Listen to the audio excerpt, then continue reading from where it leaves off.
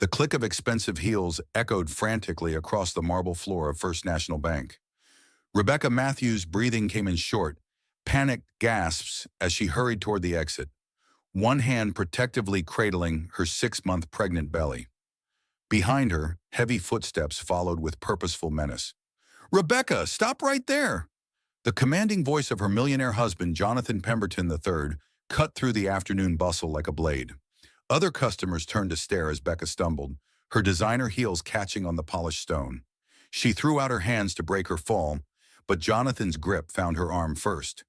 "You embarrassed me in there, and you think you can just walk away?" His voice was low but carried the edge of barely controlled rage. "Get up! Now!" Becca struggled to regain her footing, her heart pounding as she felt the eyes of dozens of strangers upon them. Jonathan's fingers dug into her arm through the expensive fabric of her maternity dress, the same dress he had chosen for her that morning. "Jonathan, please," she whispered, trying to keep her voice steady. "People are watching." "Let them watch," he hissed, jerking her upright with more force than necessary. "Maybe next time you'll think twice before questioning me in public." Behind the teller window, a man in his early 50s watched the scene unfold with the sharp attention of someone trained to assess threats. General Marcus Sullivan, known to friends and family as Mac, had been working part-time at the bank since his retirement from active Marine duty 6 months ago. The job was supposed to be peaceful, a way to stay busy and serve his community. But right now, every instinct honed by 30 years of military service told him he was witnessing something far from peaceful. Mac's eyes locked with those of the young pregnant woman. Something familiar flickered in her terrified gaze, and recognition hit him like a physical blow. Rebecca Matthews, his sister's daughter, his niece Becca, whom he hadn't seen in over 2 years. She saw him too, and for just a moment, her expression shifted from fear to something like hope. But then she shook her head slightly, the same small gesture she'd used as a child when she didn't want the adults to know about playground bullies or scraped knees she thought she could handle alone.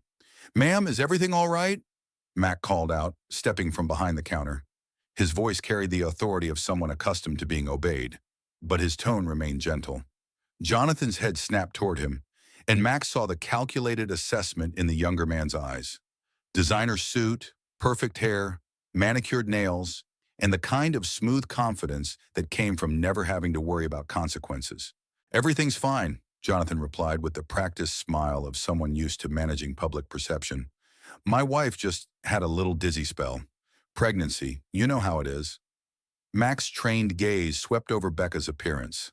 Pale skin, slight tremor in her hands, the way she held herself protectively, the fresh redness on her arm where Jonathan had gripped her. None of it spoke to a simple dizzy spell.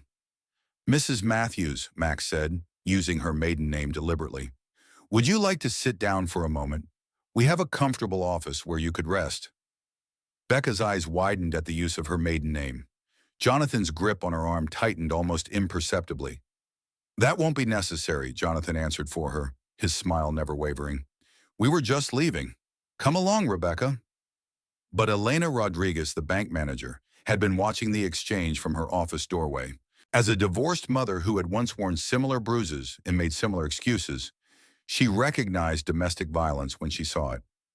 "Actually," Elena interjected, stepping forward with professional authority, "bank policy requires us to ensure all customers receive proper assistance if they appear unwell. Mrs. Matthews, please, let us help you to my office."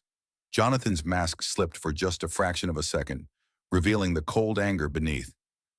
"My wife is fine. We have an appointment to keep." "The appointment can wait," Max said firmly, moving to stand beside Elena. His military bearing was unmistakable now, the way he held himself speaking to years of command and combat experience. "Ma'am, no one leaves this building until we're certain you're okay." For a moment, the tableau held. Jonathan faced off against the retired Marine general and the bank manager, while other customers and employees watched with growing awareness that something serious was happening. Becca stood frozen between them, her free hand still protective over her unborn child. Then Elena made the decision for all of them. "Security," she called to the guard by the door. "Please escort Mr. and Mrs. Pemberton to my office. We'll get this sorted out properly." Jonathan's expression darkened, but with so many witnesses and the involvement of bank staff, he had little choice but to comply. As they moved toward Elena's office, Mac caught Becca's eye again. This time, she didn't shake her head. Instead, she mouthed a single word that chilled his blood. Help! In Elena's office, Becca sat in the leather chair across from the desk, while Jonathan stood behind her like a sentinel. Elena offered water and asked gentle questions about how Becca was feeling, but Jonathan answered each one, his hand resting possessively on his wife's shoulder. Mac knocked and entered without waiting for permission. I thought you might need medical attention, he said to Becca directly. I have paramedic training. That's not necessary, Jonathan said quickly. Rebecca has excellent private health care. We'll see her doctor if needed. When was the last time you saw your doctor, Mrs. Matthews? Mac asked, ignoring Jonathan entirely. Becca opened her mouth to speak, but Jonathan's fingers tightened on her shoulder. She saw Dr. Harrison last week. Everything was fine. Mac noticed Becca wince at the pressure. I wasn't asking you, sir. Mrs. Matthews, when did you last see your doctor? The question hung in the air. Elena watched carefully as Becca struggled with how to answer.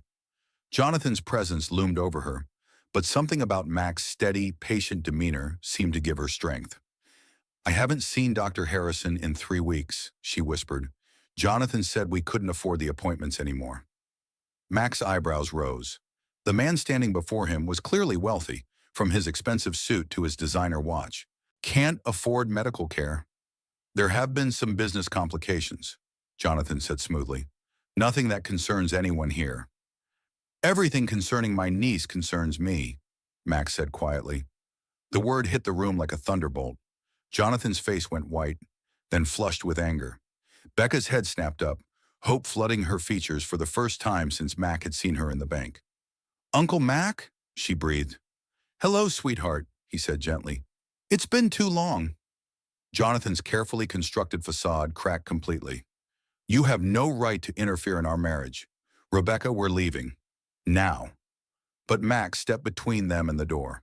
30 years of military service had taught him how to read situations, and everything about this one screamed danger.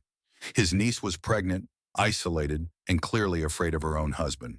The millionaire husband who claimed he couldn't afford medical care while wearing a watch that cost more than most people made in a year. Actually, Elena said firmly, I think we need to involve our security team, and perhaps the police. The police? Jonathan laughed, but there was no humor in it. For what? Helping my pregnant wife when she felt faint? Mac's expression hardened. I saw you grab her arm hard enough to leave marks. I saw her fall, and I saw the look in her eyes when she asked for help. You saw what you wanted to see, Jonathan shot back. Rebecca, tell them. Tell them you're fine and want to go home. All eyes turned to Becca. She sat small and still in the leather chair, her hands folded protectively over her pregnant belly. When she finally spoke, her voice was barely audible. I want to go home, she whispered, but not with him. The admission seemed to drain all the fight out of her. She slumped forward, tears streaming down her face as months of fear and isolation finally found their voice. I can't do this anymore. I can't pretend everything's fine when it's not. When I'm scared all the time, when I'm worried about what he might do to our baby. Jonathan's face contorted with rage. How dare you? After everything I've given you, everything I've done for you. What exactly have you done for her? Mac demanded, stepping closer. His voice carried the quiet authority of someone used to command. Besides isolate her from her family and control every aspect of her life, I've provided for her, given her a life most women would kill for, a life where she can't afford prenatal care, where she's afraid to speak in public, where she falls down in banks and makes excuses for bruises. Elena was already reaching for her phone. I'm calling 911. We need paramedics to check on Mrs. Matthews and her baby, and we need police to document what happened here. You'll regret this, Jonathan snarled at Mac. I have lawyers, connections, money. I can make your life very difficult. Mac smiled grimly. Son, I've been shot at by terrorists, bombed by insurgents, and threatened by dictators. A millionaire with anger management problems doesn't particularly worry me. As Elena spoke to the emergency dispatcher, Mac knelt beside his niece's chair. Becca, I need you to listen to me carefully. You and the baby are going to be safe. I promise you that. But I need to know how long this has been going on. Through her tears, Becca began to tell him. The story came out in whispers and broken sentences, painting a picture of escalating control and abuse that had started slowly after their wedding and grown worse with each passing month. Jonathan's initial charm had gradually given way to criticism, then isolation from friends and family, then control over her finances and activities. The physical violence had started just a few weeks ago, always followed by apologies and promises to change. He said if I told anyone, he'd make sure I lost everything, she whispered.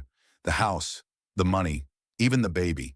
He said he had lawyers who could prove I was an unfit mother. Mac's jaw tightened. Becca, look at me. That's not how the law works. No judge is going to take a baby from its mother because she reported domestic violence. But he has so much money, so many connections. And I have 30 years of experience dealing with bullies who think power makes them untouchable, Mac replied firmly. Money doesn't trump justice. Not on my watch. The paramedics arrived first, followed closely by 2 police officers. As the EMTs checked Becca's vital signs and the baby's heartbeat, Detective Ray Morrison took statements from everyone present. Mac was relieved to see Morrison, a former military police officer who understood both the dynamics of domestic violence and the importance of proper documentation. Jonathan's demeanor shifted again as he spoke to the detective, becoming the smooth, reasonable businessman once more. He explained that his wife was having a difficult pregnancy, that she'd been emotional and unstable lately, that today's incident was simply a misunderstanding, blown out of proportion by well-meaning strangers. But Detective Morrison had seen it all before.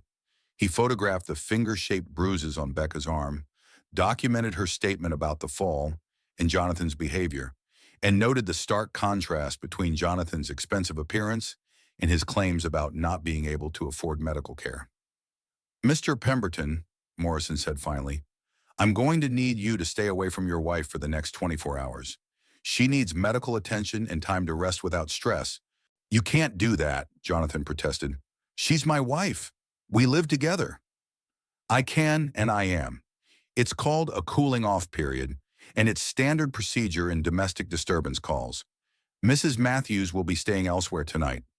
Max stepped forward. She'll be staying with family, where she belongs. As the paramedics prepared to transport Becca to the hospital for a full evaluation, she reached for Mac's hand. I'm scared, she whispered. I know, sweetheart, but you're not alone anymore. Your grandmother Grace always said this family takes care of its own. That hasn't changed. Jonathan's parting words as the police escorted him from the bank were delivered with cold precision. This isn't over. Not by a long shot. Mac watched him go, then turned back to his niece. Becca looked fragile and frightened, but there was something new in her eyes now, something that looked like hope. Uncle Mac, she said softly as they prepared to leave for the hospital, thank you for seeing me, for really seeing me. Mac squeezed her hand gently. That's what family does, Becca. We see each other, we protect each other, and we never ever give up on each other. As they left the bank, Mac's mind was already working through the challenge ahead. His niece was in danger from a powerful, wealthy man who clearly believed his money made him untouchable. But Jonathan Pemberton had just made a critical error in judgment.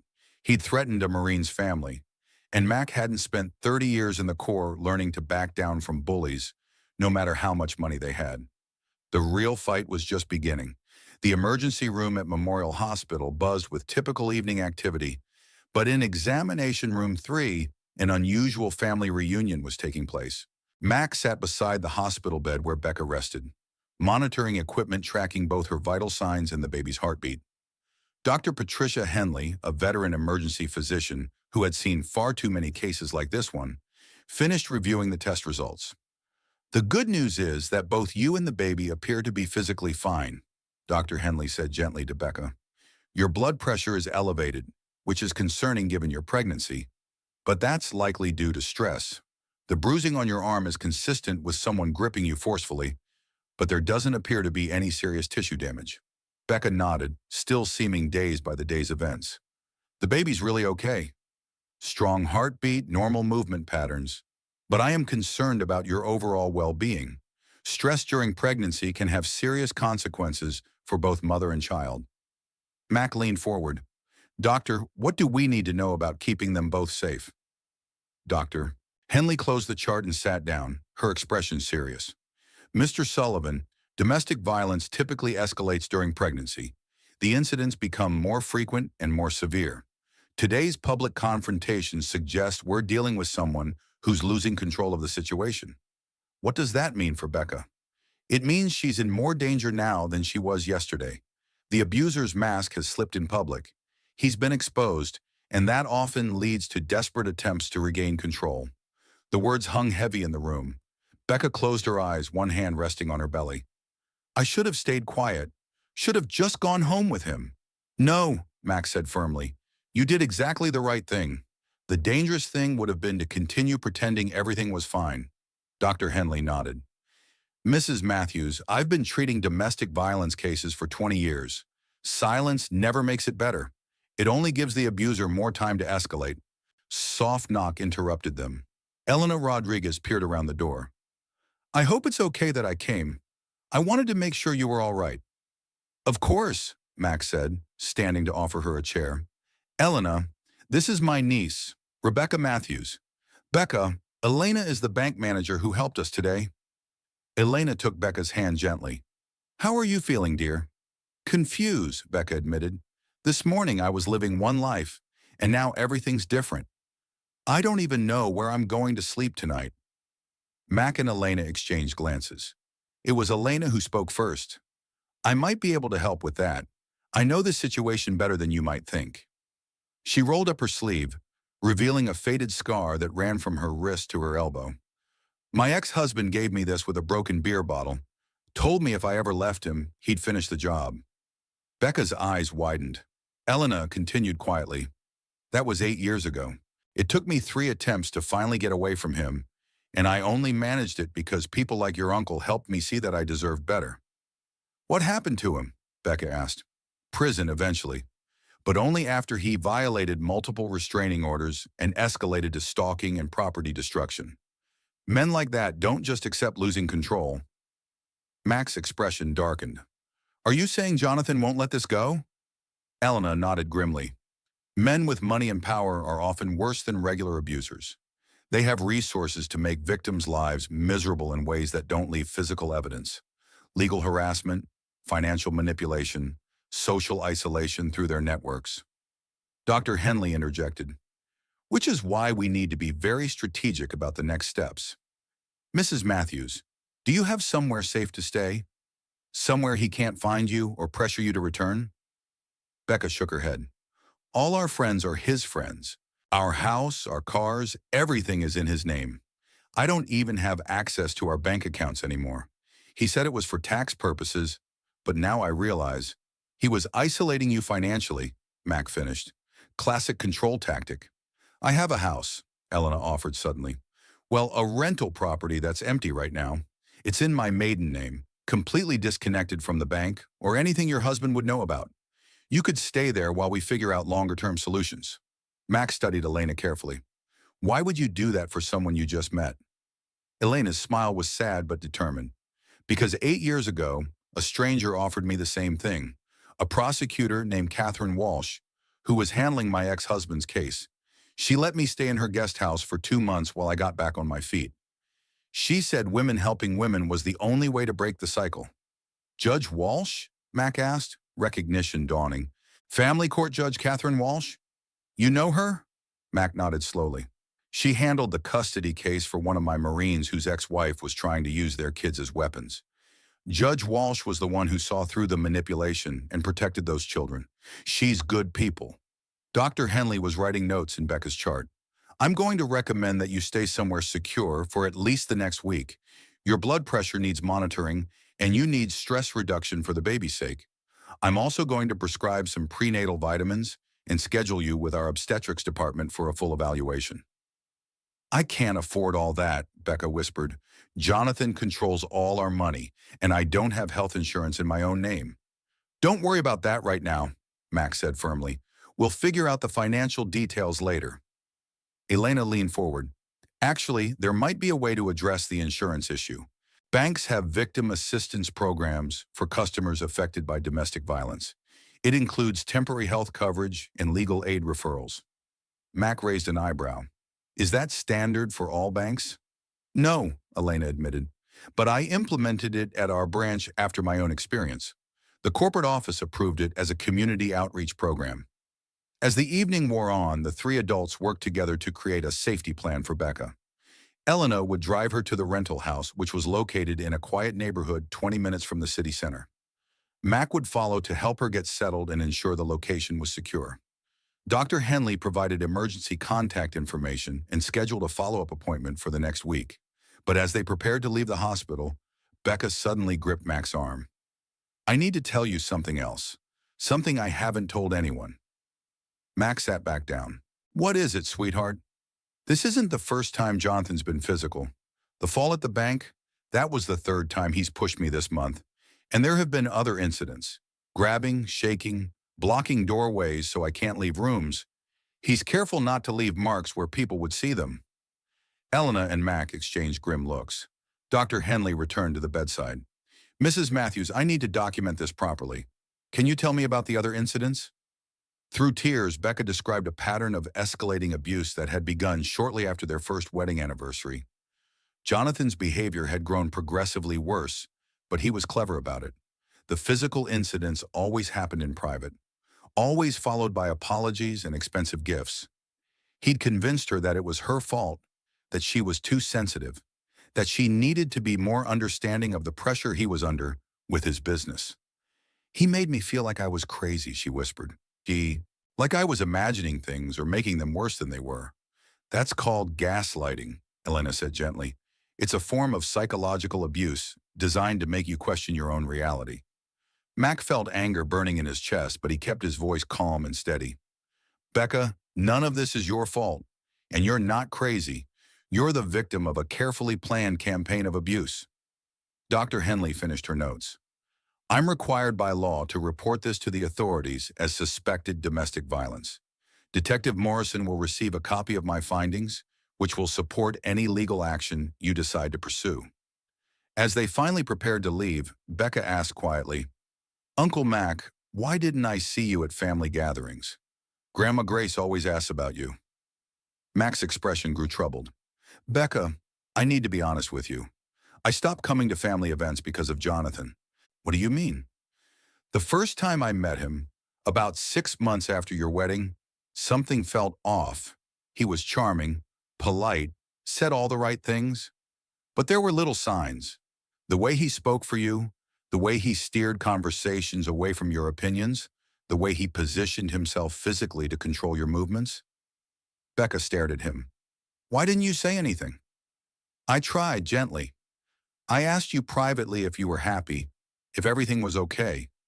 But you defended him, insisted everything was perfect, and he was smart about it. He never did anything obvious in front of family. So you stayed away? Mac nodded regretfully. I thought my presence was making things worse for you. Jonathan made it clear that he saw me as a threat, and I was worried that confronting him would result in him isolating you from the family completely. Elena touched Mac's shoulder. That's exactly what abusers count on. They make everyone around the victim feel like intervention will make things worse. I should have fought harder, Mac said quietly. Should have found a way to stay connected. Becca reached for his hand. Uncle Mac, you couldn't have known. And you were there when I needed you most. That's what matters. As they left the hospital together, Mac felt the weight of responsibility settling on his shoulders. His niece was carrying his great-niece or great-nephew, and both were in danger from a wealthy, powerful man who had proven he was willing to use violence to maintain control. But Jonathan Pemberton had made a critical miscalculation. He'd targeted a Marine's family, and Mac hadn't spent 30 years learning military tactics to let them sit unused when the people he loved were threatened. The drive to Elena's rental house was quiet, each of them lost in their own thoughts. But as they pulled into the driveway of a modest 2-bedroom home in a tree-lined neighborhood, Mac felt something he hadn't experienced since retiring from active duty. He felt like he had a mission again. The rental house Elena provided was small but comfortable, tucked into a quiet residential neighborhood where mature oak trees lined the streets and front porches held flower pots and rocking chairs. As Mac helped Becca settle into the main bedroom, She seemed to relax for the first time all day. "It feels safe here," she said, running her hand along the quilt covering the double bed. "I haven't felt safe in my own home for months." Mac checked the locks on all the windows and doors, noting with approval that Elena had chosen well. The house sat on a corner lot with good sight lines in all directions, solid locks, and a security system that was already activated. "Elena knows what she's doing. This place is secure." Elena emerged from the kitchen carrying a cup of chamomile tea. "I stocked the refrigerator with basics and left my contact information on the counter. The house phone is connected, and there's a medical alert button by the bed that goes directly to emergency services." Becca accepted the tea gratefully. "I can't believe you're doing all this for someone you just met. I told you before, someone did the same for me. Judge Walsh didn't just help me find a safe place to stay. She connected me with resources I didn't even know existed." Max sat down in the chair across from the bed. "Speaking of resources, I think it's time we started building a proper support network. Becca, you're not going to face this alone." Over the next hour, Mac explained his plan. As a retired Marine general, he had contacts throughout the military, law enforcement, and judicial systems. More importantly, he had maintained relationships with people who specialized in exactly this type of situation. "Detective Morrison is just the beginning," Max said. "I want you to meet with Dr. Sarah Chen, a psychiatrist who works with abuse survivors. She can help document the psychological impact of what Jonathan's done to you, which is important for legal proceedings." Elena nodded approvingly. "Documentation is crucial.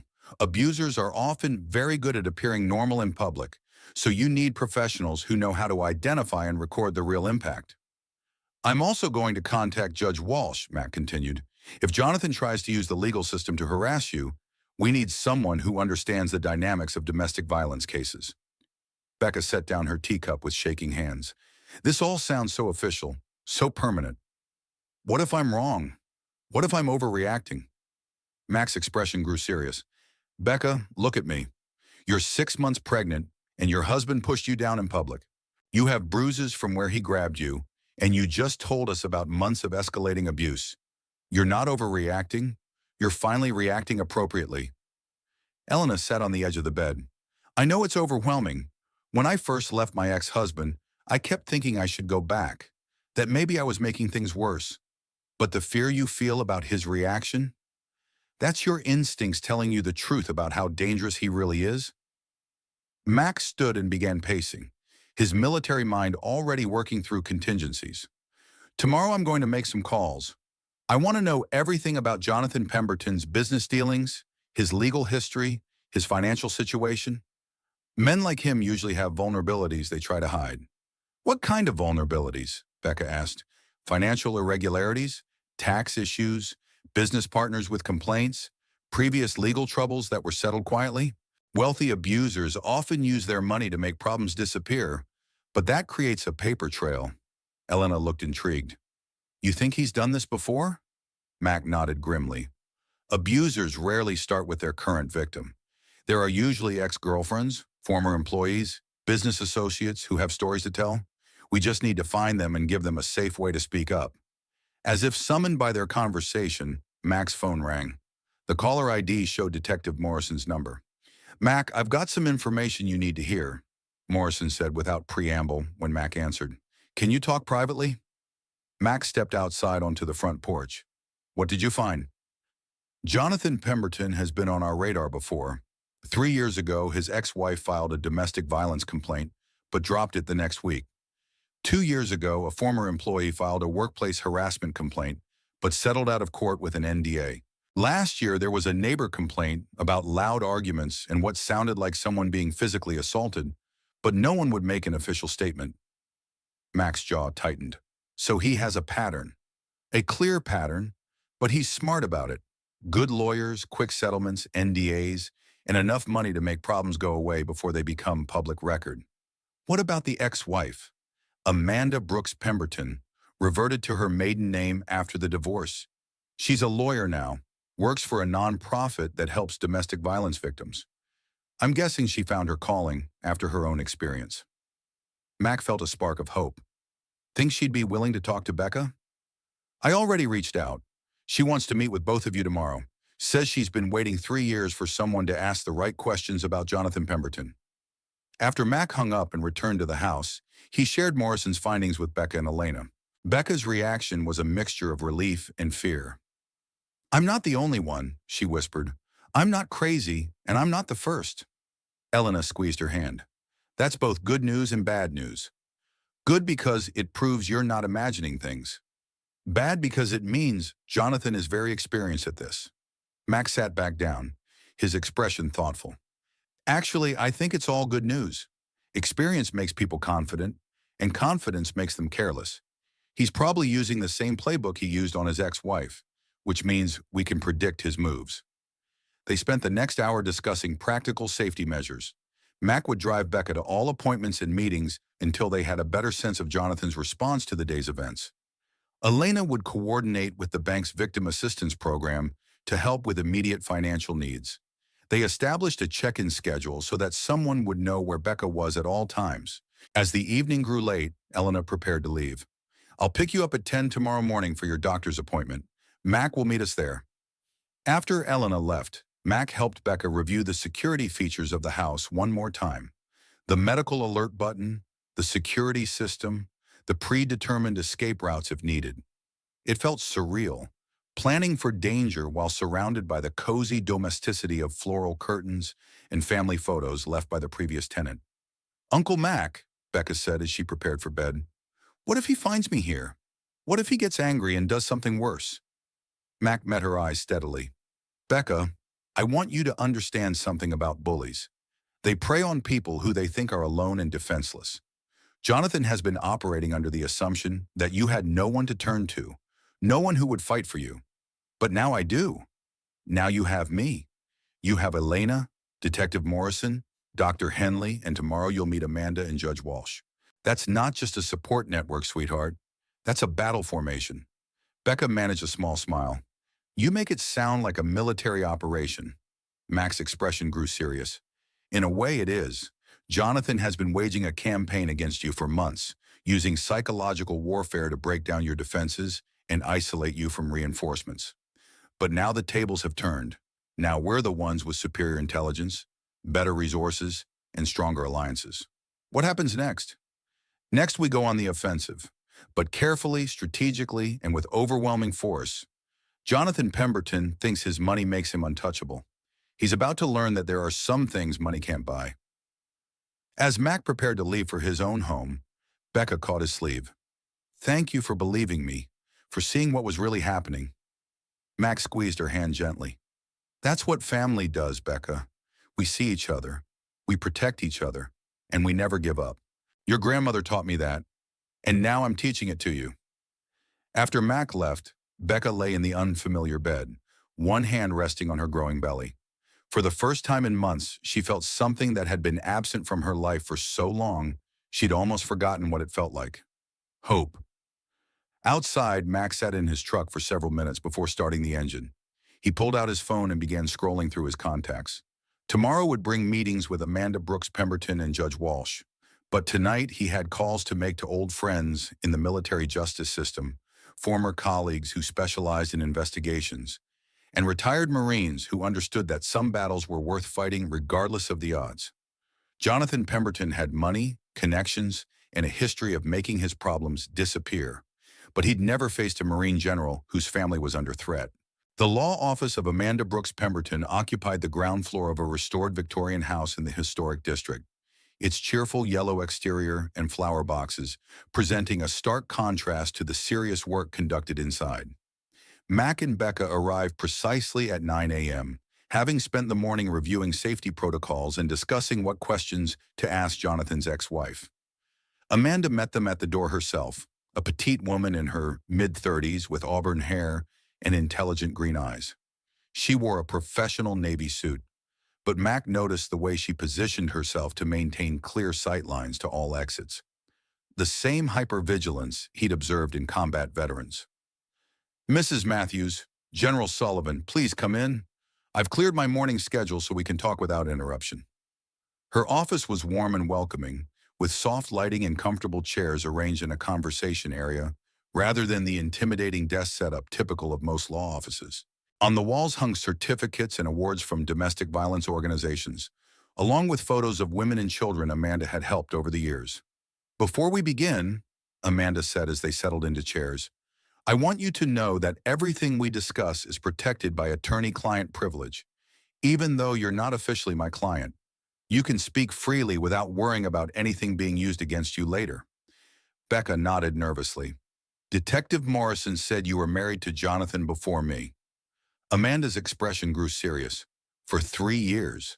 The marriage ended 4 years ago, and I've spent the time since then rebuilding my life and helping other women do the same. Mac leaned forward. What can you tell us about his patterns, his methods? Amanda opened a thick file folder on the coffee table between them. Jonathan is extremely sophisticated in his approach to abuse. He studied what works and what doesn't, likely from his previous relationships. He starts with love bombing, overwhelming attention and affection that feels like fairy tale romance. Becca's eyes widened with recognition. The first 6 months were incredible. He made me feel like the most important person in the world. Then comes the isolation phase, Amanda continued. He slowly separates you from friends and family, usually by creating conflicts or scheduling important events that conflict with your social plans. He makes it seem like these are unfortunate coincidences rather than deliberate choices. He always had business dinners on nights when I had plans with friends, Becca whispered, and he'd get upset if I went without him, saying I was putting other people ahead of our relationship. Mac made notes on a legal pad. What about the financial control? Amanda pulled out a document from her file. This is a timeline I created of how Jonathan took control of my finances. It started with romantic gestures like insisting on paying for everything, then suggestions about combining accounts for convenience. Within a year, I had no independent access to money. She handed the document to Mac, who studied it with the tactical eye of someone planning a campaign. He follows the same pattern every time, with minor variations based on the woman's specific vulnerabilities. For me, it was my student loans and career ambitions. He offered to pay off my loans if I'd let him handle our finances, then gradually made it impossible for me to maintain my career by creating conflicts with my work schedule. Becca was crying quietly. He paid off my credit cards after we got married, said it was a wedding present. Then he convinced me to quit teaching because the stress wasn't good for someone trying to get pregnant. Now I realize he was cutting off my financial independence. Amanda handed her tissues. It's not your fault, Becca. These men are extremely skilled manipulators. They study their targets and adapt their approach accordingly. Mac looked up from the timeline. What about the physical violence? When did that start with you? Amanda's face darkened. About 18 months into the marriage. It started with grabbing my arm too hard during arguments, escalating to pushing and shaking. The first time he actually hit me was when I threatened to visit my sister without him. How did it end? Amanda rolled up her sleeve, revealing a faded scar Mac had noticed when she greeted them. He put me in the hospital, told the doctors I'd fallen downstairs, and I was so brainwashed by that point that I backed up his story. Becca gasped. What changed your mind? The doctor treating me was Dr. Patricia Henley. She'd seen cases like mine before, and she didn't believe Jonathan's story. She connected me with resources and helped me understand that what was happening wasn't normal or acceptable. Hala, Max smiled grimly. Dr. Henley treated Becca yesterday. She's the one who insisted on proper documentation of the abuse. Amanda nodded approvingly. Dr. Henley saved my life.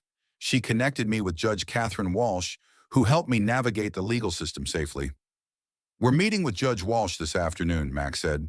What should we expect from Jonathan's response to yesterday's incident? Amanda opened another section of her file. Based on my experience and what I've learned from other victims, he'll follow a predictable escalation pattern. First comes the charm offensive, trying to convince everyone that Becca is emotionally unstable and he's the long-suffering husband trying to help her. He already started that at the bank, Mac observed. Then he'll use his financial resources to apply pressure. Expensive lawyers, private investigators, manipulation of mutual acquaintances to turn them against Becca. He'll paint himself as the victim of a vindictive wife trying to steal his money. Becca looked terrified. Can he really do that? Can he turn people against me? Amanda leaned forward, her expression intense. He can try, and he will try. But here's what he doesn't know. Times have changed since my divorce.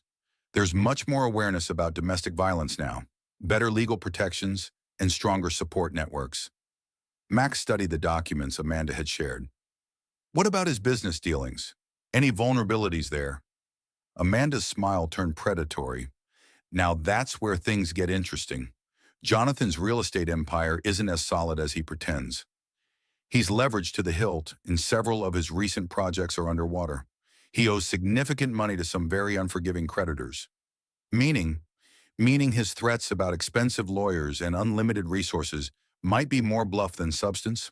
My contacts in the financial sector say he's been scrambling for cash flow for the past 6 months. Mac felt pieces clicking into place. That explains why he said they couldn't afford Becca's medical care. He's probably having serious financial problems. Amanda nodded, which makes him more dangerous in some ways, but also more vulnerable. Desperate people make mistakes. They spent the next hour reviewing Amanda's detailed documentation of Jonathan's patterns, methods, and weaknesses. She had kept meticulous records during and after their marriage, building a comprehensive profile of his behavior that read like a psychological case study. "I've been waiting for someone else to come forward," Amanda admitted. "I knew he'd remarry quickly and repeat the same patterns. I've been building this file for 3 years, hoping to help his next victim." Becca looked overwhelmed by the information. "There's so much I didn't see, so many things I should have recognized." Amanda reached over and took her hand. "Becca, look at me. You were targeted by an expert predator who spent months or years studying your vulnerabilities and crafting an approach specifically designed to exploit them. The fact that you eventually recognized the danger and asked for help shows incredible strength." Matt closed his notebook. "Amanda, would you be willing to testify about your experiences if this goes to court?" Amanda's expression grew determined. "I've been preparing for that possibility for 3 years. I have documentation, medical records, witness statements, and financial records that prove Jonathan's pattern of abuse. I'll do whatever it takes to make sure he doesn't destroy another woman's life." As they prepared to leave, Amanda handed Becca a business card. "My direct number's on there.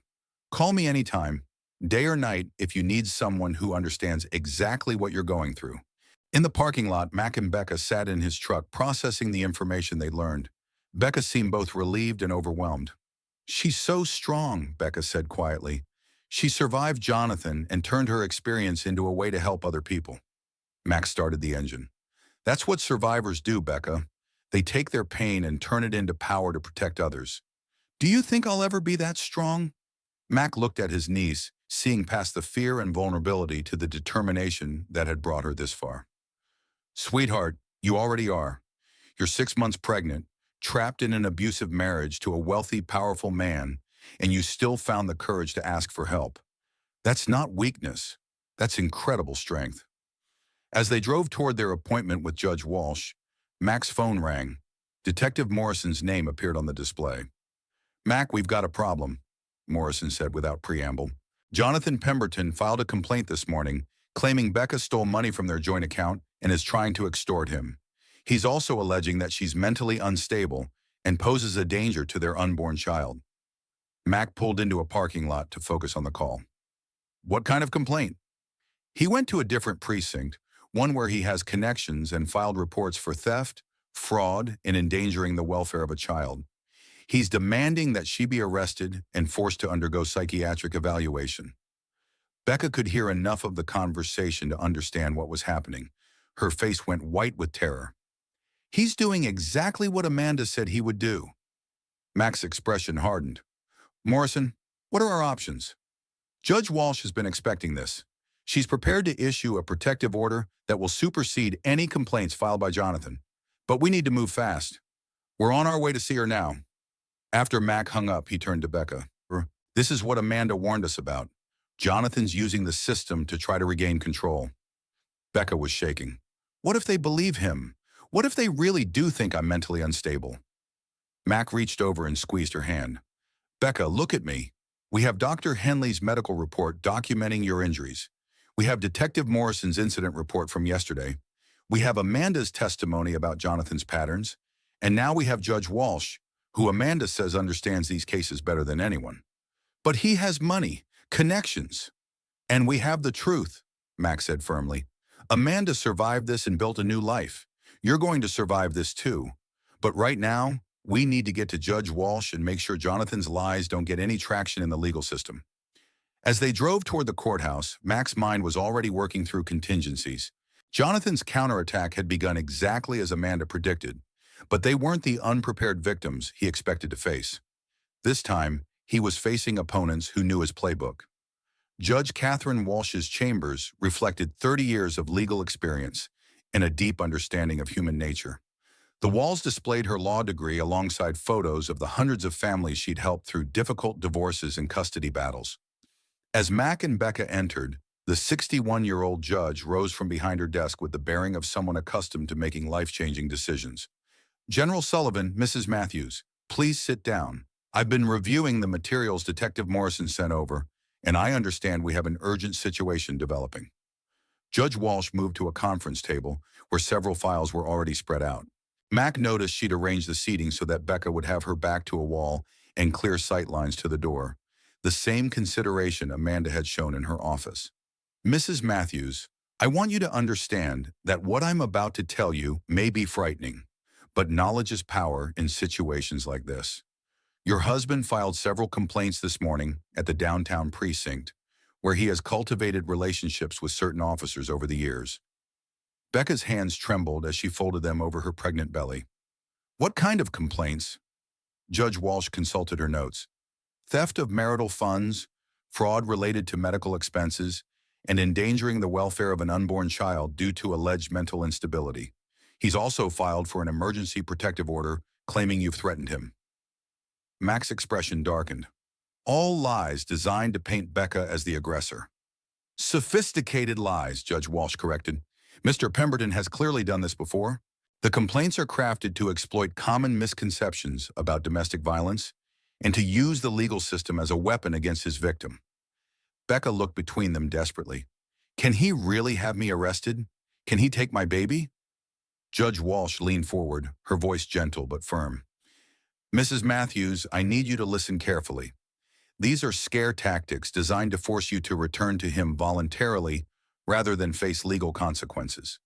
It's a form of legal abuse, and I've seen it many times before." She opened one of the files. "However, Mr. Pemberton made several critical errors in his filings. First, he claimed you withdrew money from accounts without authorization, but bank records show you've had no independent access to any accounts for over 8 months. Second, he claimed you've been erratic and violent, but there are no police reports, medical records, or witness statements supporting these claims." Mac nodded approvingly. "Meanwhile, we have extensive documentation of his abuse." "Exactly.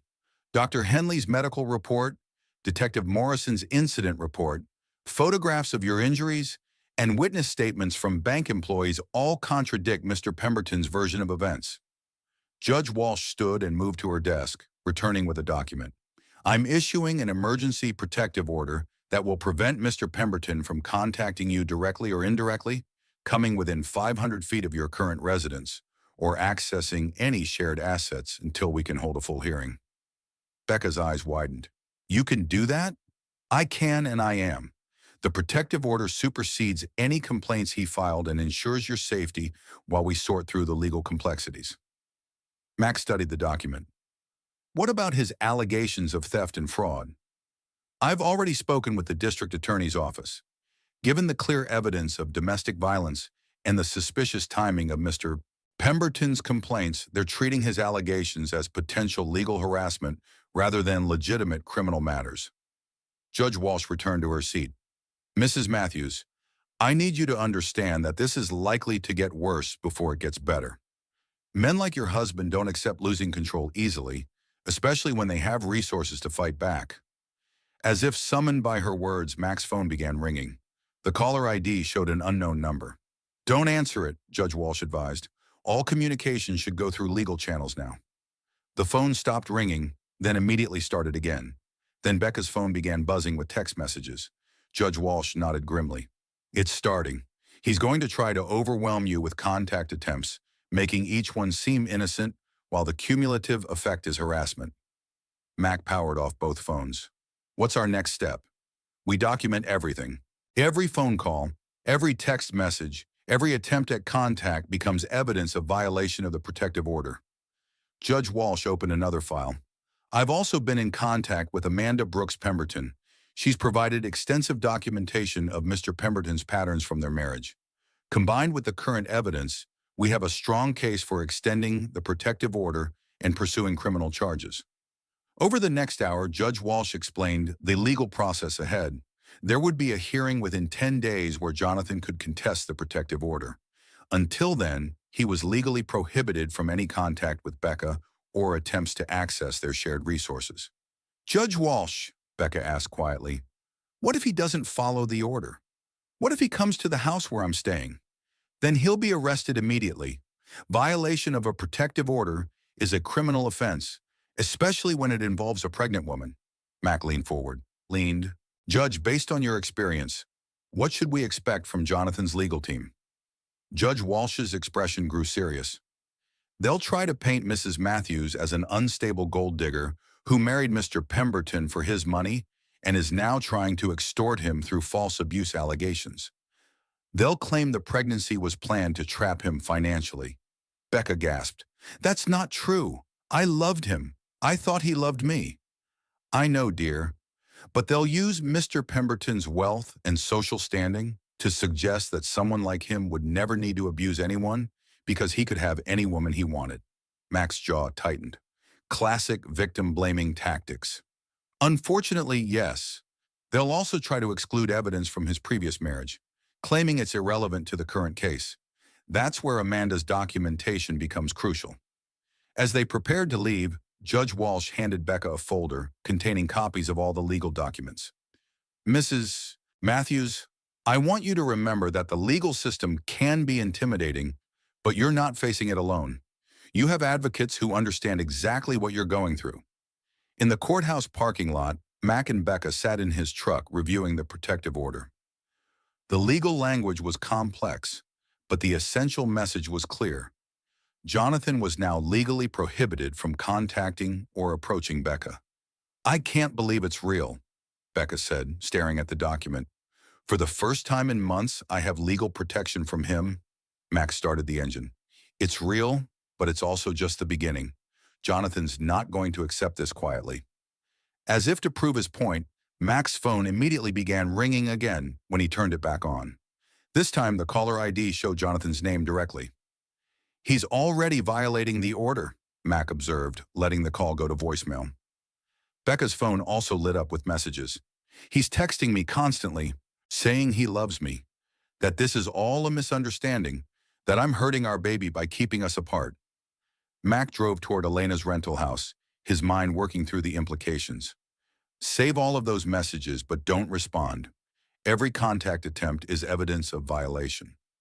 As they turned onto the quiet residential street where Becca was staying, Mac noticed an expensive black sedan parked across from the house. Becca, don't look, but there's a car that doesn't belong in this neighborhood. Becca stiffened. Do you think it's Jonathan? More likely a private investigator. Amanda warned us he'd use surveillance to try to build a case against you.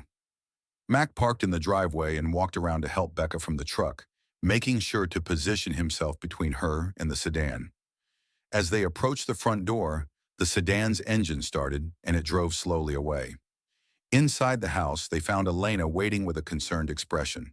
I've been getting calls all morning from people asking about you, Becca. Someone's been spreading stories that you've had a nervous breakdown and are making false accusations against your husband. Mac nodded grimly. Jonathan's using his social network to control the narrative. Classic abuser tactic. Elena's eyes flashed with anger.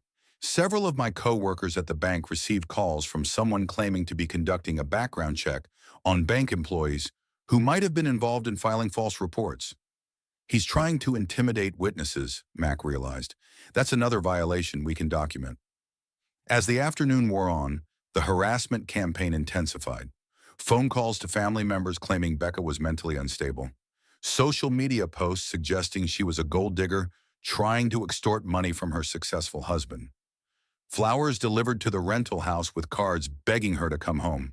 Each contact attempt violated the protective order, but the cumulative effect was psychological warfare designed to break down Becca's resolve and force her to return to Jonathan voluntarily. This is exactly what happened to me. Amanda's voice came through the speakerphone when Mac called for advice. He's trying to isolate you by making everyone think you're lying about the abuse. Becca was crying again. What if people believe him? What if everyone thinks I'm making this up for money? Elena sat beside her on the couch. Becca, look at me. The people who matter, the people who really know you, they're going to see through his lies. Mac was documenting each violation in a notebook. By my count, he's already violated the protective order at least 15 times today. Judge Walsh said this would happen, but she also said it would work in our favor. As evening approached, Mac prepared to leave for his own home, but hesitated at the door. The black sedan had returned and was parked in the same spot as before. I don't like leaving you here with surveillance outside, he told Elena and Becca. Elena's expression was determined. Then don't leave. The couch pulls out into a bed, and I think we'd all sleep better with you here tonight. Mac nodded, recognizing the wisdom in staying together. Outside, the psychological warfare continued with more flowers, more phone calls, and more attempts to paint Becca as an unstable woman, making false accusations against her loving husband. But inside Elena's rental house, three people who understood exactly what they were facing prepared for the long fight ahead. Jonathan Pemberton had money, connections, and a proven track record of destroying women who tried to leave him. What he didn't have was the truth, and what he didn't understand was that he was no longer facing an isolated, frightened woman with nowhere to turn. He was facing a support network that included a Marine general who had spent 30 years learning how to defeat enemies who thought they were untouchable. The next morning brought an unexpected visitor to the rental house. Grace Sullivan, Mac's 76-year-old mother, stood on the front porch holding a casserole dish and wearing the determined expression that had made her a formidable force in their family for decades. Her silver hair was perfectly styled, and despite her age, she moved with the purposeful energy of someone who had never backed down from a fight. Grandma Grace? Becca opened the door in amazement. What are you doing here? Grace's weathered hands cupped Becca's face gently.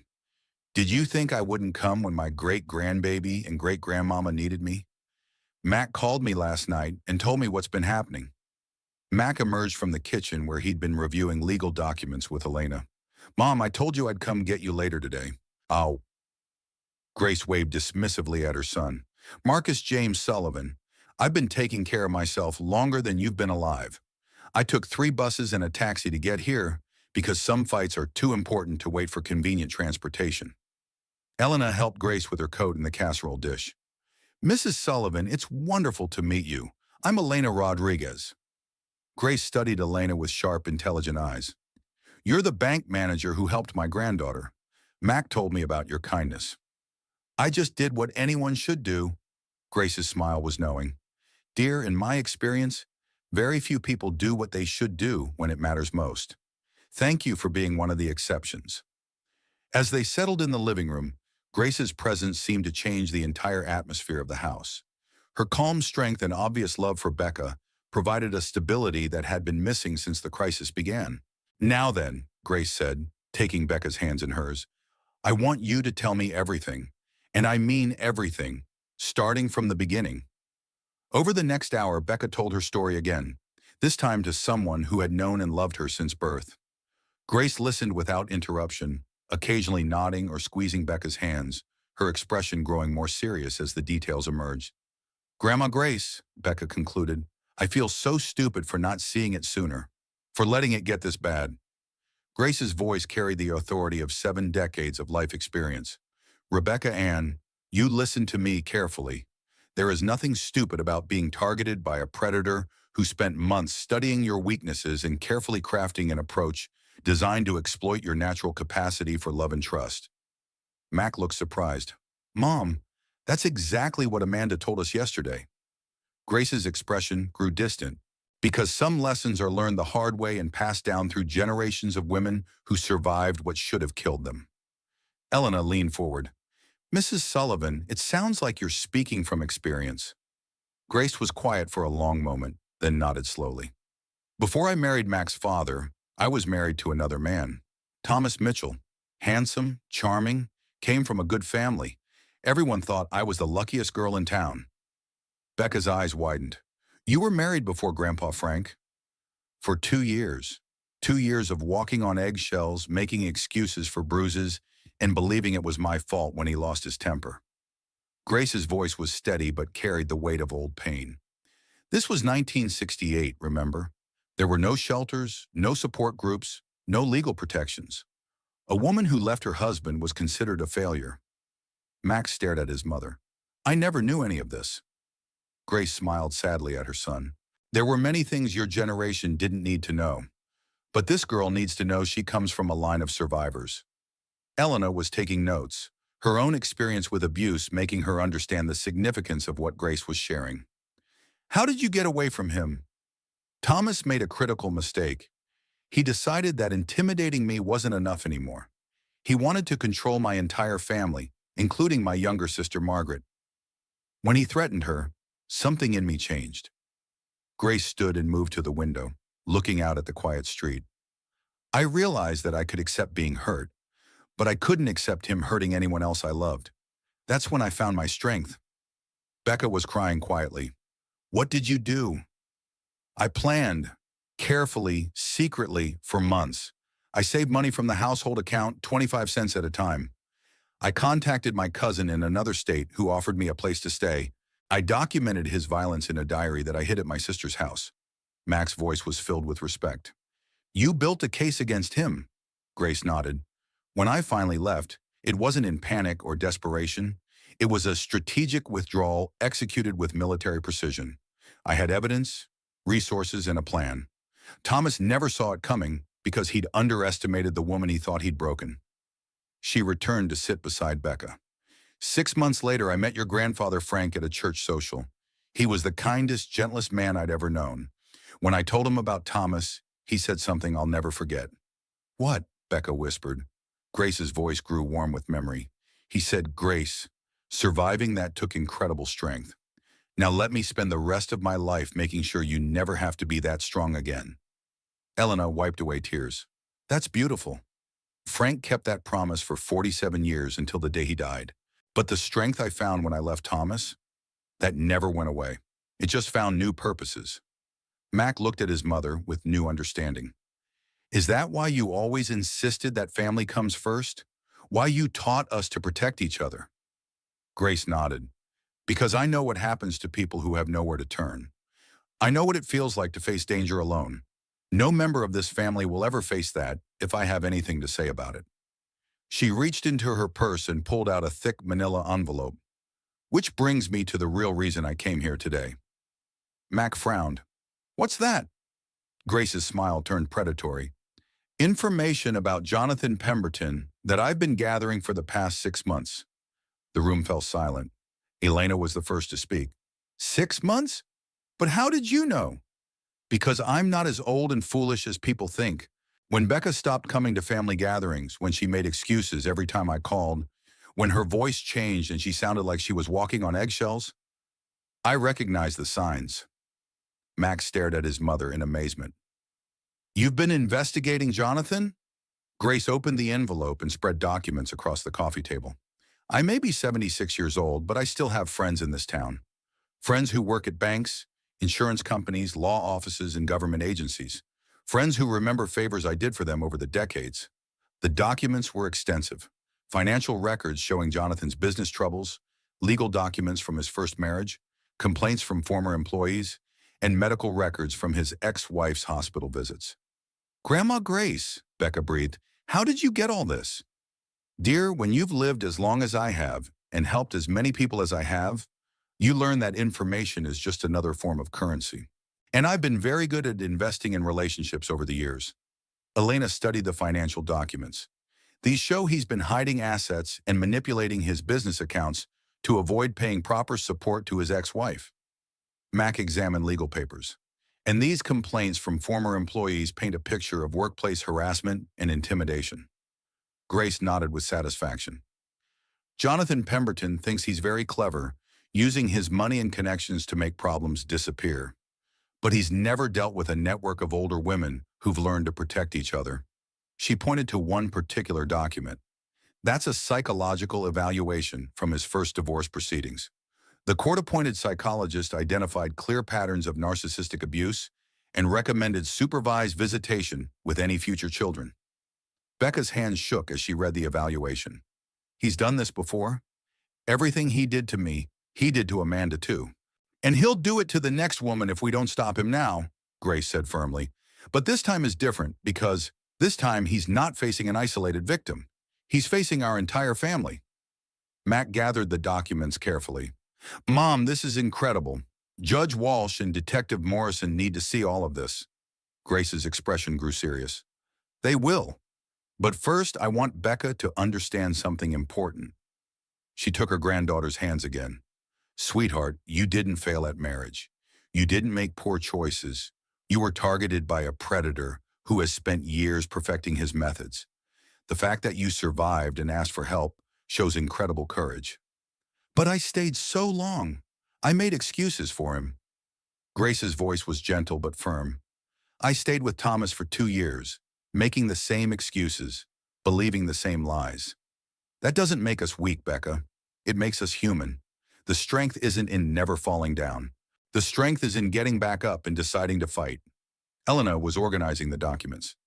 Mrs. Sullivan, this evidence could be crucial in protecting Becca and preventing Jonathan from hurting anyone else. Grace stood, her posture straight and determined despite her age. That's exactly the plan. Jonathan Pemberton has spent years believing that money and intimidation make him untouchable. He's about to learn that there are some forces in this world that can't be bought or bullied.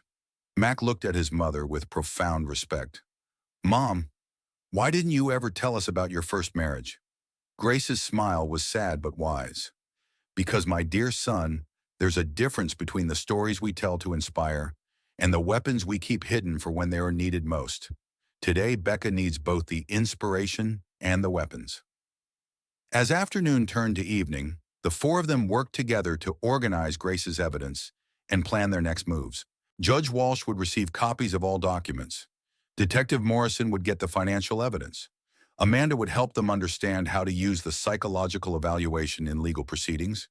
But more than the practical value of the information, Grace's presence had given Becca something she'd been missing for months, the absolute certainty that she belonged to a family that would fight for her no matter what. Grandma Grace, Becca said as they prepared dinner together, do you think I'll ever be as strong as you are? Grace smiled, her weathered hands gentle as she helped Becca chop vegetables. Sweetheart, you already are. You just haven't had the chance to see it yet.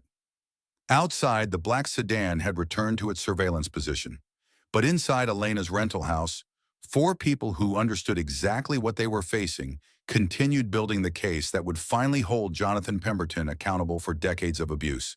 The millionaire thought he was hunting an isolated, frightened woman. He had no idea he was actually facing 3 generations of women who had learned that survival wasn't enough. Sometimes you had to fight back. Detective Morrison arrived at Elena's rental house early the next morning, his expression grim as he reviewed the surveillance footage from his unmarked car. The black sedan had been replaced by a gray SUV, and there had been at least 3 different vehicles monitoring the house throughout the night. Professional surveillance, he confirmed as he spread photos across Elena's kitchen table. Multiple vehicles, rotating shifts, long-range cameras. Jonathan's not just having you watched, he's building a comprehensive intelligence file. Max studied the photos with a tactical eye. These aren't private investigators. This is corporate security-level surveillance. Grace looked up from her morning coffee. How can you tell the difference? Equipment, technique, coordination. Private investigators usually work alone or in pairs. This is a team operation with military-style precision. Elena frowned. Where would Jonathan get access to that level of surveillance? Detective Morrison consulted his notes. That's what I spent yesterday evening finding out. Jonathan's real estate company has contracts with Blackwater Security Solutions, a firm that specializes in corporate espionage and executive protection. Becca felt her blood run cold. He's using his business resources to stalk me? It's worse than that, Morrison continued. Blackwater's client list includes several Fortune 500 companies that have used their services for what they call reputation management during legal disputes. Mac's expression darkened. Reputation management meaning what exactly? Digging up dirt on opposing parties, intimidating witnesses, manipulating media coverage. It's legal corporate espionage dressed up as legitimate business services. Grace set down her coffee cup with a sharp click. So Jonathan's not just fighting this battle himself. He's hired professional reputation destroyers. Morrison nodded. Yesterday afternoon, several of Becca's former teaching colleagues received calls from someone claiming to be a journalist writing a story about teacher misconduct. The caller was fishing for negative information about Becca's performance or personal life. Becca started crying. He's going to destroy my reputation so no one will believe me about the abuse. Elena reached over and squeezed her hand. Only if we let him. But we know what he's doing now, which means we can counter it. Mac was already thinking strategically. Morrison, what legal recourse do we have against this surveillance and harassment campaign? That's where things get interesting. Blackwater's surveillance activities violate several provisions of the protective order. Professional stalking is still stalking, regardless of who's paying for it. Morrison opened his laptop and showed them a series of documents. Judge Walsh issued warrants this morning for all surveillance equipment and files. Blackwater has to turn over every photo, video, and report they've compiled on Becca. Grace leaned forward with interest. Can they refuse to comply? They can try, but they're already on thin ice with the state licensing board for previous ethical violations.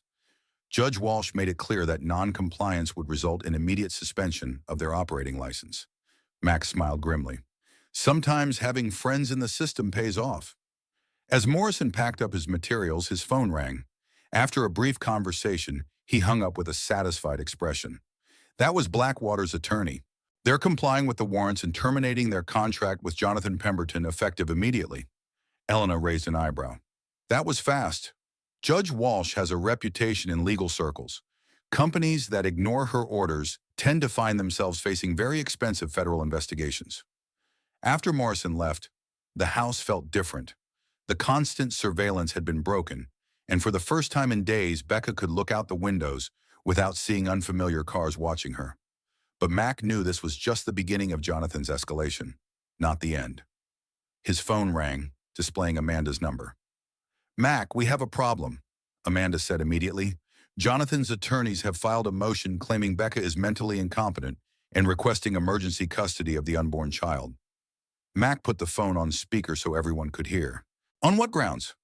They're claiming her allegations of abuse are evidence of postpartum depression that started during pregnancy. They have a psychiatrist who's willing to testify that her behavior indicates severe mental illness that poses a danger to the baby. Becca gasped. But I've never even seen a psychiatrist. How can someone testify about my mental state without ever examining me? Amanda's voice was tight with anger. It's called a paper diagnosis, based on reviewing reports and statements from people who know you. In this case, Jonathan provided statements from friends, business associates, and even household staff claiming you've been erratic, paranoid, and increasingly unstable. Grace's eyes flashed with fury. More lies designed to turn the system against her. The hearing is scheduled for tomorrow morning, Amanda continued. Judge Walsh managed to keep it in her courtroom, but we need to be prepared for Jonathan's legal team to pull out every dirty trick they know. Mac was already moving toward his laptop. What do we need to counter their claims? Professional psychological evaluation showing Becca's mental competency, medical evidence that her allegations of abuse are credible, and testimony from people who can contradict Jonathan's character witnesses. Elena stood up decisively. I can testify about what I witnessed at the bank, and I know other bank employees who saw the same thing. Grace reached for her purse. I can provide character testimony about Becca's mental stability and family history, and I have more documents that might be useful. Mac looked at his mother curiously. What kind of documents? Grace pulled out another manila envelope, smaller than the first. Financial records showing that Jonathan has been paying significant sums to a PR firm specializing in crisis management for wealthy clients facing legal troubles. She spread the documents on the table. He's not just using Blackwater for surveillance. He's hired professionals to orchestrate a complete character assassination campaign. Amanda's voice came through the speaker. This is exactly what he did during our divorce. Suddenly, all our mutual friends were hearing stories about my alleged drinking problem, my supposed affairs, my supposed history of lying and manipulation. Becca looked overwhelmed. How do we fight against professional reputation destroyers? Max studied Grace's documents with growing anger. We fight with the truth, supported by documentation and credible witnesses. Amanda's voice continued. I've arranged for Dr. Sarah Chen, a forensic psychiatrist who specializes in domestic violence cases, to evaluate Becca this afternoon. Her testimony will carry more weight than Jonathan's hired gun. Grace nodded approvingly. Good. Meanwhile, I'll contact every person on Jonathan's witness list and remind them that perjury is a felony. Mac looked surprised. You know his witnesses? Grace's smile was predatory. Marcus, dear, I've lived in this town for 76 years. I know everybody, and more importantly, I know their secrets. Some of those people claiming Becca is unstable have their own skeletons that they'd prefer to keep buried. Elena was organizing documents. This feels like we're preparing for war. Mac's expression was grim. That's because we are. Jonathan's not just trying to discredit Becca anymore. He's trying to take her child. The afternoon brought Dr. Sarah Chen, a composed woman in her 40s who specialized in evaluating victims of domestic violence. Her examination of Becca was thorough but gentle, covering not just her current mental state, but the psychological impact of months of abuse. Mrs. Matthews, Dr. Chen concluded after 2 hours of evaluation, you show clear signs of having survived psychological trauma, but your responses are entirely consistent with those of a domestic violence victim, not someone suffering from mental illness. Becca felt relief wash over her. So I'm not crazy? Dr. Chen's smile was reassuring. You're not crazy. You're a survivor who's been systematically undermined by someone trained in psychological manipulation. The fact that you recognized the danger and sought help demonstrates excellent judgment and self-preservation instincts. Mac joined them in the living room. What can you tell us about Jonathan's claim that she's a danger to the baby? Dr. Chen's expression grew serious. That's a particularly insidious accusation because it plays on societal fears about maternal mental health. However, Mrs. Matthews shows strong bonding behaviors with her unborn child and clear protective instincts. The real danger to this baby comes from continued exposure to domestic violence. As evening approached, the team that had formed around Becca continued preparing for the next day's hearing. Amanda would represent her in court. Dr. Chen would provide expert testimony about her mental competency. Elena and several bank employees would testify about what they witnessed. Grace would provide character testimony and family history. But Mac knew Jonathan wouldn't go down easily. As they reviewed their strategy, his phone rang with a call from Detective Morrison. Mac, you need to know what we found when we executed those warrants on Blackwater's files. Mac put the phone on speaker. What did you find? They weren't just conducting surveillance on Becca. They've been building files on everyone in her support network. You, Elena, Judge Walsh, even Amanda from her previous case. Grace's eyebrows rose. What kind of files? Financial records, personal histories, looking for anything that could be used to discredit you as witnesses. They've been tracking your movements, photographing your activities, even monitoring your communications where legally possible. Elena felt sick. How is that legal? Morrison's voice was grim. It's not, which is why Jonathan's in serious trouble now. Using corporate espionage resources to intimidate witnesses in a domestic violence case crosses several federal law boundaries. Mac's tactical mind was already working through the implications. Morrison, how does this change tomorrow's hearing? It means Jonathan's legal team is going to be fighting on multiple fronts. They can't just focus on discrediting Becca anymore because they're also facing federal charges for witness intimidation. After Morrison hung up, the group sat in stunned silence for a moment. Then Grace spoke with quiet satisfaction. Jonathan made the same mistake that Thomas made 47 years ago. He underestimated his opponent and overplayed his hand. Mac looked at his mother. What do you mean? Grace's smile was sharp with old wisdom. He got so focused on controlling Becca that he forgot she wasn't fighting alone.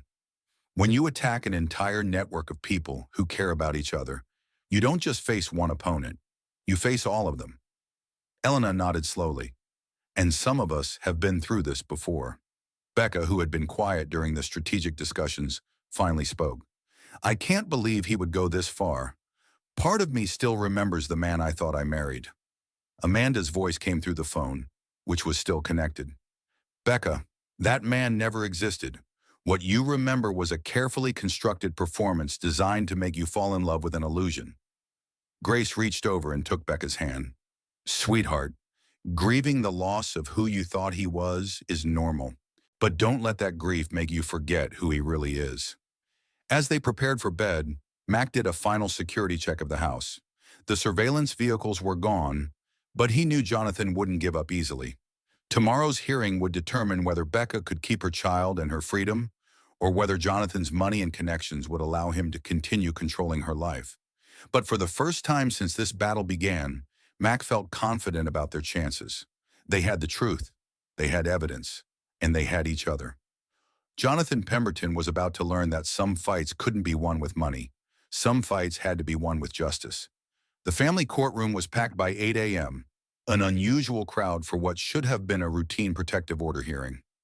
Mac recognized several faces from Jonathan's social circle, clearly present to show support for his claims about Becca's mental instability. But he also saw Elena, several bank employees, and other supporters who had come to stand with his niece. Judge Walsh took her seat with the bearing of someone who had seen every legal trick in the book and wasn't impressed by theatrics. This hearing concerns the emergency motion filed by Mr. Pemberton's legal team, claiming Mrs. Matthews is mentally incompetent and poses a danger to her unborn child. Jonathan sat at the plaintiff's table with two expensive attorneys, his appearance perfectly crafted to project concerned husband and father.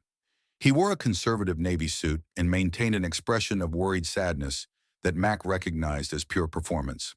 Becca sat beside Amanda at the defendant's table, wearing a simple maternity dress that Grace had chosen to emphasize her pregnancy and vulnerability. She looked nervous but determined, her hands folded protectively over her belly. Jonathan's lead attorney, Martin Crawford, rose to present their case. Your Honor, my client is deeply concerned about his wife's deteriorating mental state and the potential danger to their unborn child. Crawford presented a series of statements from people claiming to have witnessed Becca's erratic behavior over recent months. A housekeeper who said Becca talked to herself and seemed paranoid. A neighbor who claimed she'd seen Becca having angry conversations with no one present. Friends who said she'd become withdrawn and suspicious. Mac watched the proceedings with growing anger, recognizing the coordinated nature of the testimony. These weren't independent observations, but carefully crafted lies designed to paint Becca as mentally unstable.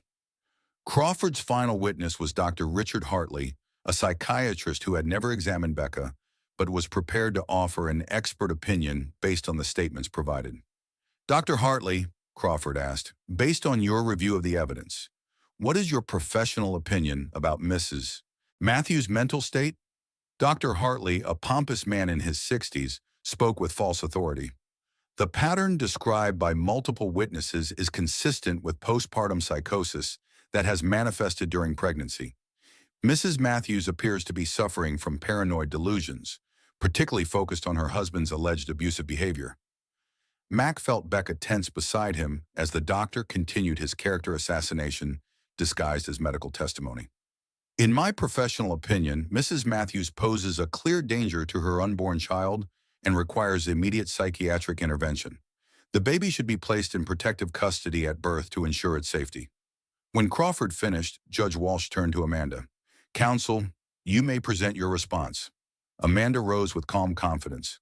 Your Honor, the plaintiff's case is built entirely on fabricated testimony and junk science designed to weaponize the legal system against a domestic violence victim. She called Elena as her first witness. Elena testified about what she had observed at the bank. Jonathan's aggressive behavior, Becca's visible injuries, and the clear signs of domestic violence that she recognized from her own experience.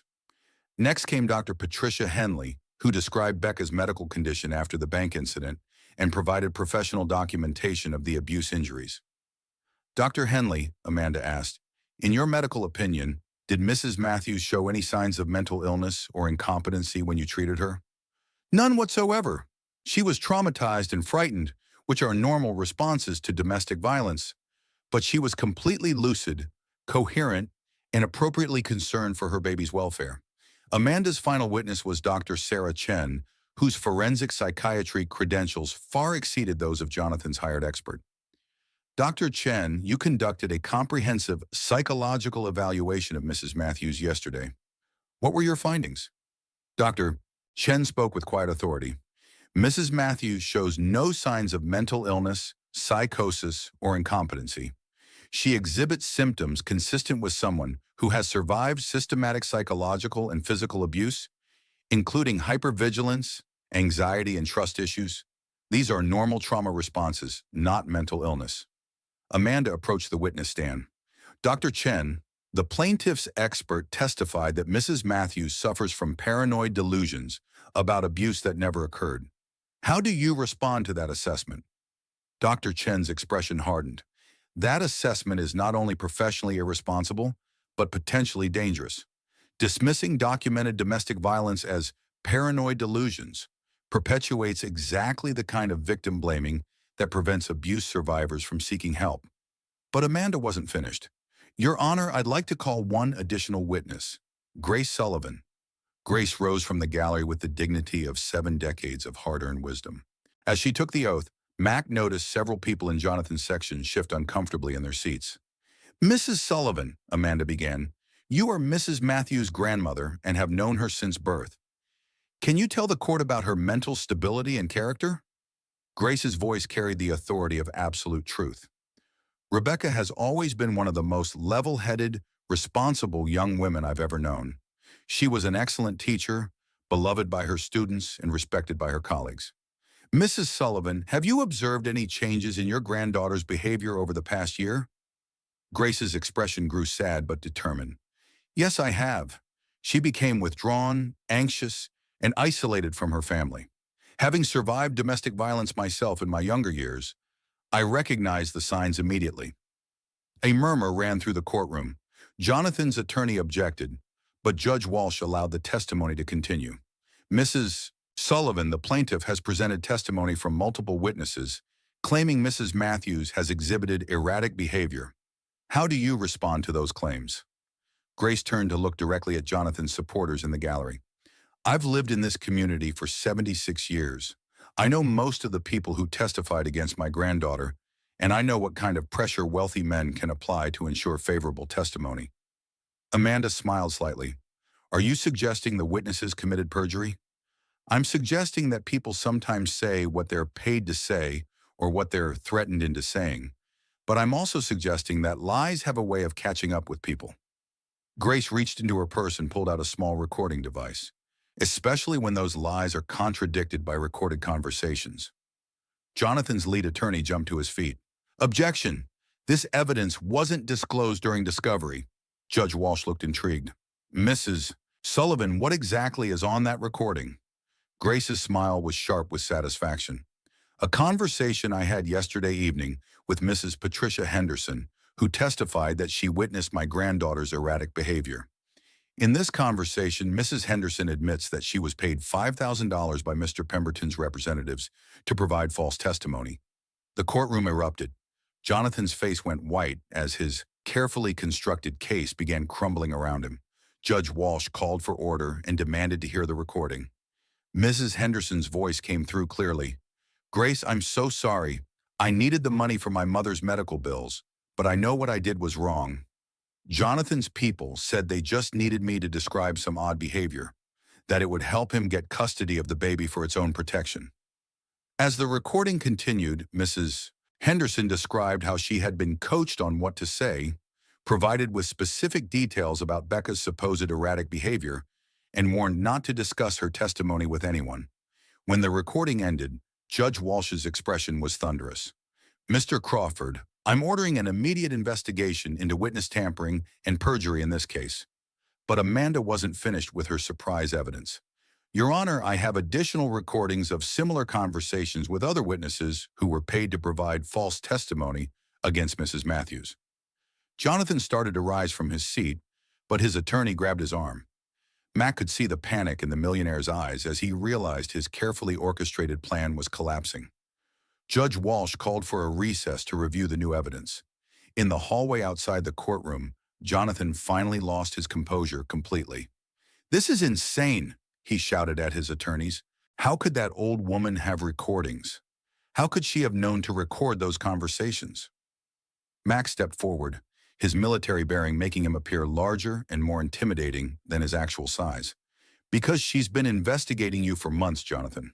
She knew exactly what kind of man you are. Jonathan's face contorted with rage as he turned toward Mac. You have no right to interfere in my marriage. Rebecca is my wife, and that baby is my child. Actually, Detective Morrison's voice came from behind them as he approached with two uniformed officers. Mrs. Matthews is a domestic violence victim under the protection of the court, and you've been violating that protection repeatedly. Morrison held up an arrest warrant. Jonathan Pemberton, you're under arrest for witness tampering, perjury, conspiracy to commit fraud, and violation of a protective order. As the handcuffs clicked around Jonathan's wrists, he continued shouting, "This won't stick! I have the best lawyers money can buy. I'll destroy all of you." Max stepped closer, his voice quiet but carrying the authority of 30 years of military command. Son, you just threatened witnesses and court officers in front of multiple law enforcement personnel. The best lawyers in the world can't fix that level of stupid. When court reconvened, Judge Walsh had reviewed all of Grace's recordings and supporting documentation.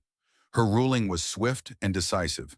The evidence clearly shows that the plaintiff orchestrated a campaign of witness tampering and perjury designed to manipulate this court into removing a child from its mother based on fabricated claims of mental illness.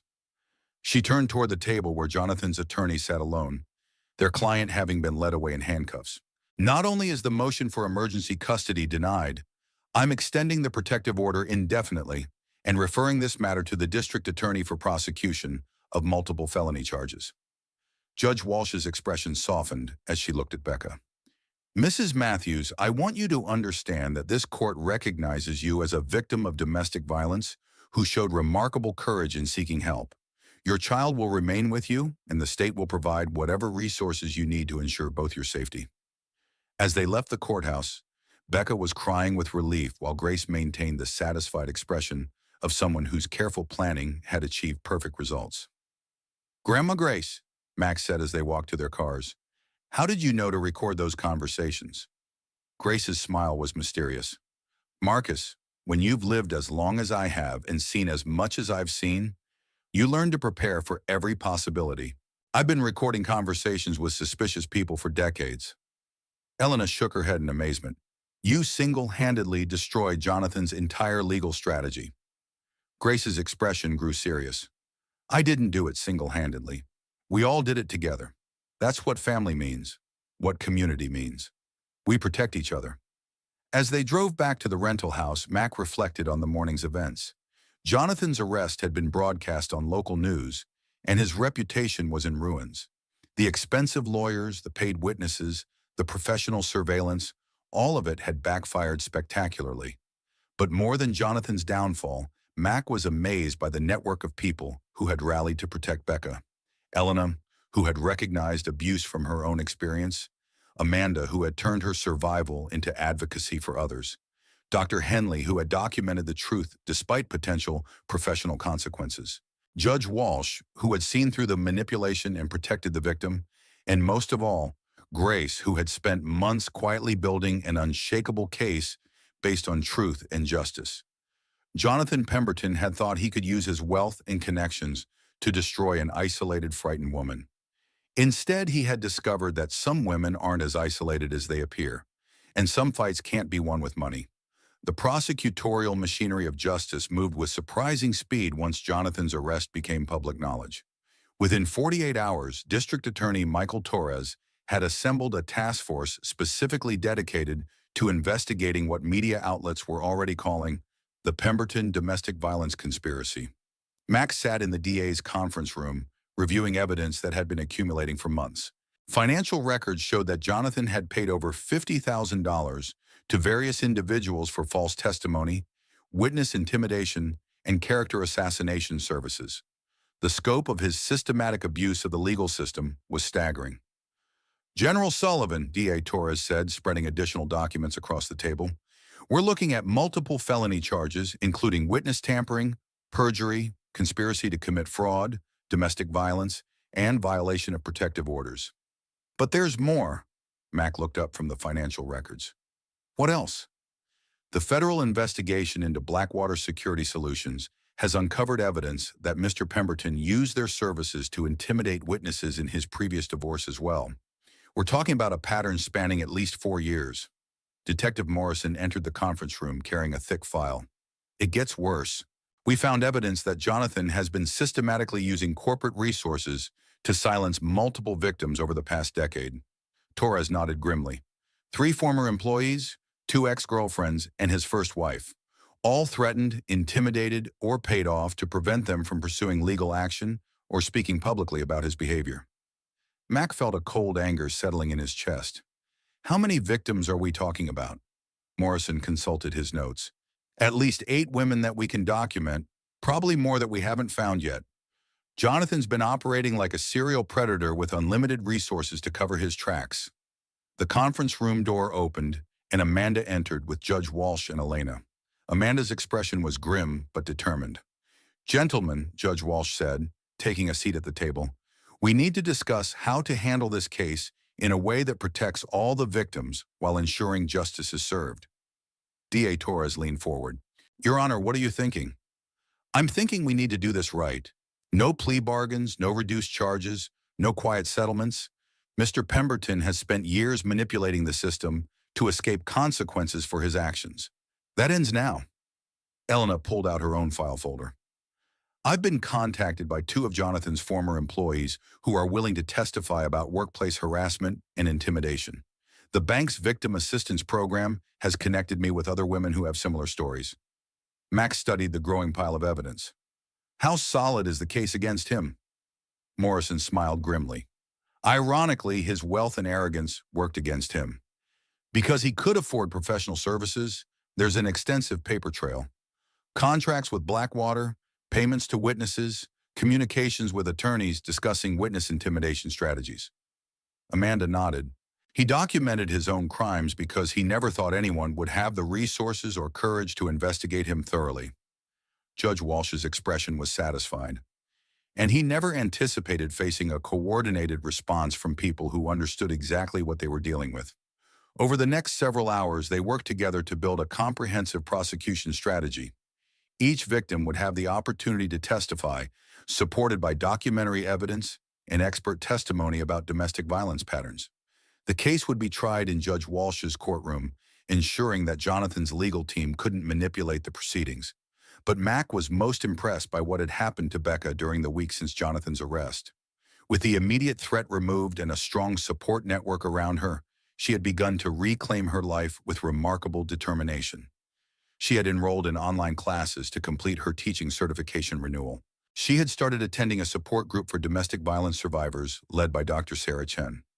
Most importantly, she had begun making decisions about her future based on her own desires rather than fear of Jonathan's reactions. That evening, Mac found her in Elena's living room reviewing college catalogs and job applications. "Planning your next steps?" he asked, settling into the chair across from her. Becca looked up with a smile that reminded Mac of the confident young woman she had been before Jonathan entered her life. "I want to go back to teaching, but I also want to study counseling psychology. After everything that's happened, I think I could help other women recognize the signs of abuse before it gets as bad as mine did." Mac felt proud of his niece's resilience. "That sounds like an excellent plan." "Uncle Mac, I need to ask you something." Becca's expression grew serious. "Why didn't Jonathan's money and connections work the way he expected them to?" Mac considered the question carefully. "Because he made a fundamental strategic error. He assumed that wealth and intimidation would isolate you and make you helpless. But instead of facing one frightened woman with no resources, he ended up facing an entire network of people who had resources he couldn't buy." "What kind of resources?" "Professional expertise, personal experience with abuse, institutional knowledge of the legal system, and most importantly, the moral authority that comes from fighting for justice rather than personal gain." Becca nodded slowly. "Amanda told me something similar. She said that Jonathan's biggest weakness was that he never understood the difference between power and strength. Smart woman, power can be bought, borrowed, or stolen, but strength has to be earned through surviving challenges and choosing to help others face similar challenges." Grace emerged from the kitchen carrying tea for everyone. At 76, she moved with the energy of someone who had found new purpose in fighting for her family. "Any word on when the trial will begin?" she asked. Mac consulted his notes from the DA's meeting. "Torres is pushing for a fast trial date, probably within the next 6 weeks.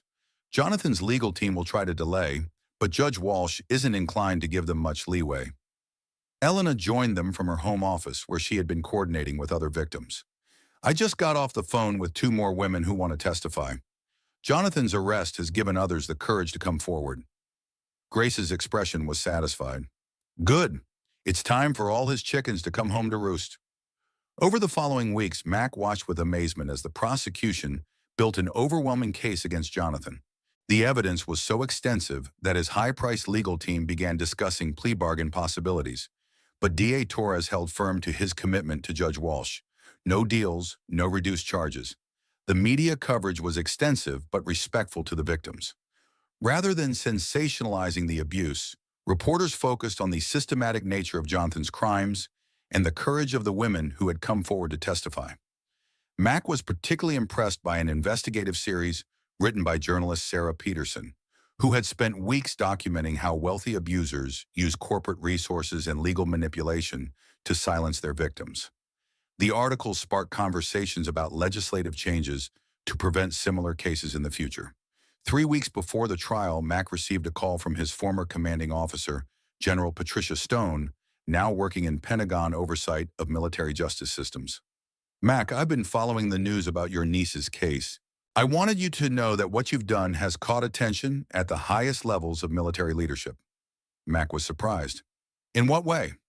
"The systematic approach you use to document abuse, build a support network, and coordinate with civilian law enforcement is being studied as a model for how military families should handle domestic violence cases." "I was just protecting my family." General Stone's voice carried respect. "You were applying military principles to civilian challenges, and the results speak for themselves. The Joint Chiefs are considering adopting some of your methods as official protocol for supporting military families facing domestic violence." After the call ended, Mac reflected on how much had changed in just a few weeks. Becca was thriving in her new life, building independence and planning for a future free from fear. The support network that had formed around her had expanded to help other abuse victims in the community.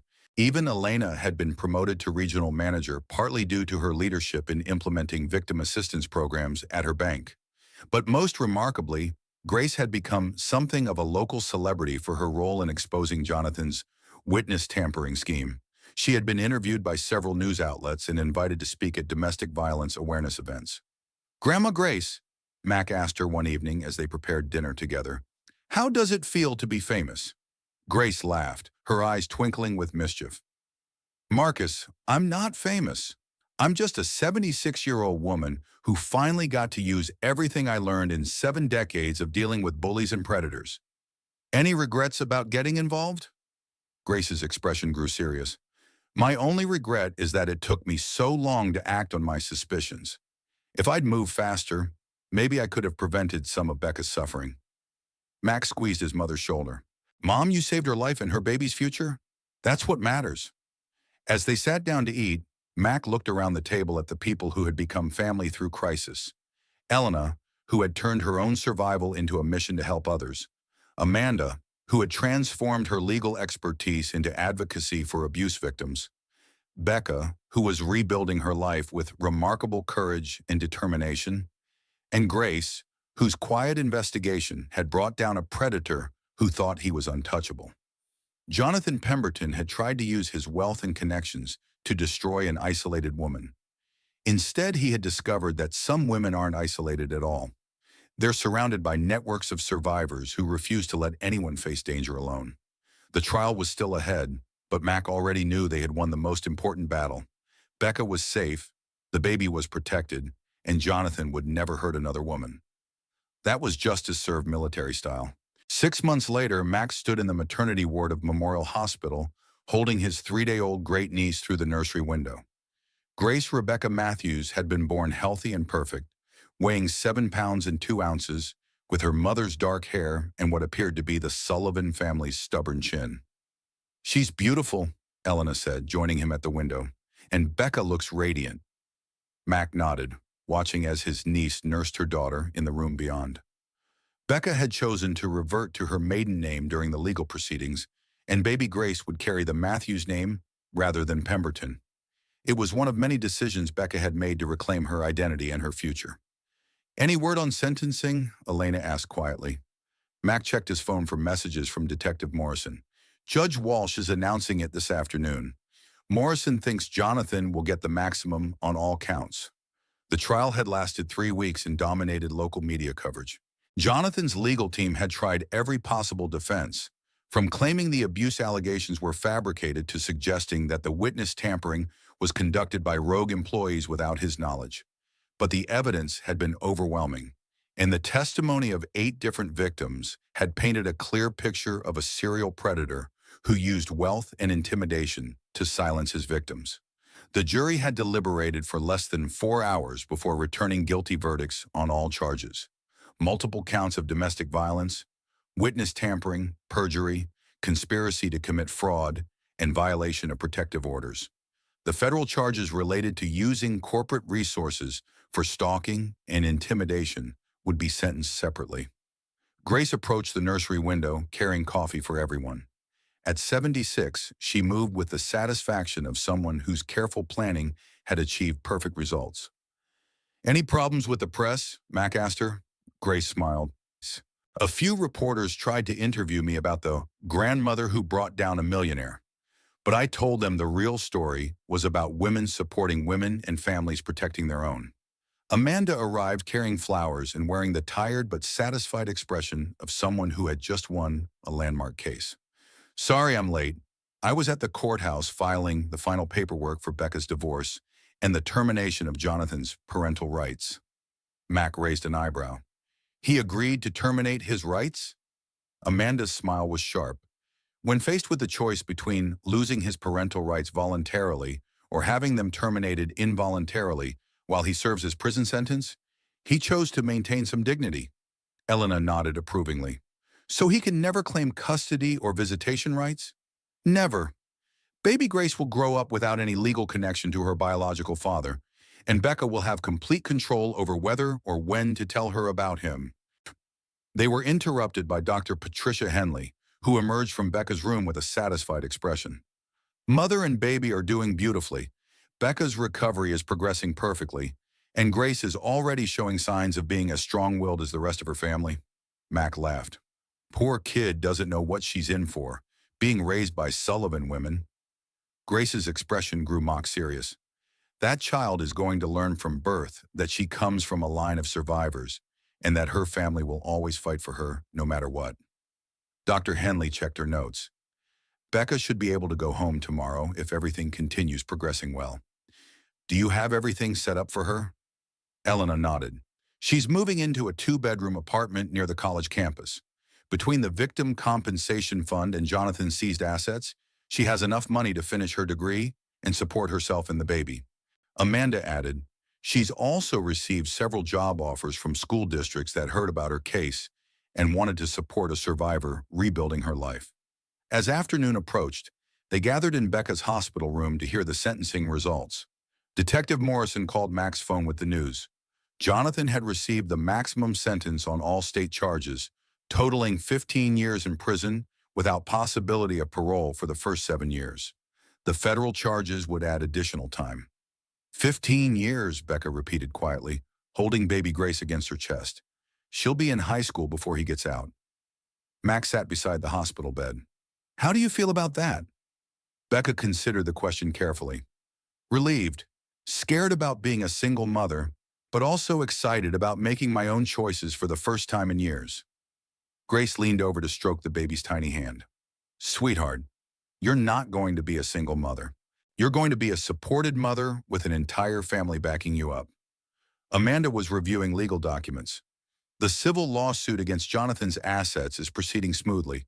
Between what we can recover and the Victim Compensation Fund, you'll have enough money to buy a house and complete your education without financial stress."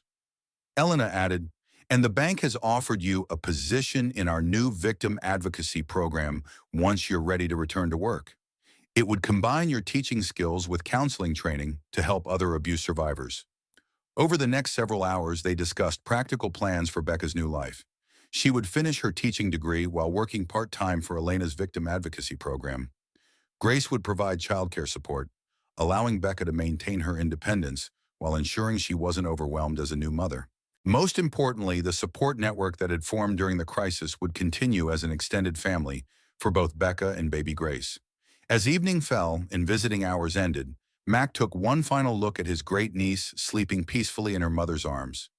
The baby would grow up hearing the story of how her family came together to protect her before she was even born, how a network of strong women refused to let her mother face danger alone. In the hospital parking lot, the group that had fought together for 6 months prepared to go their separate ways, knowing their relationships had been forged in crisis and strengthened by shared victory.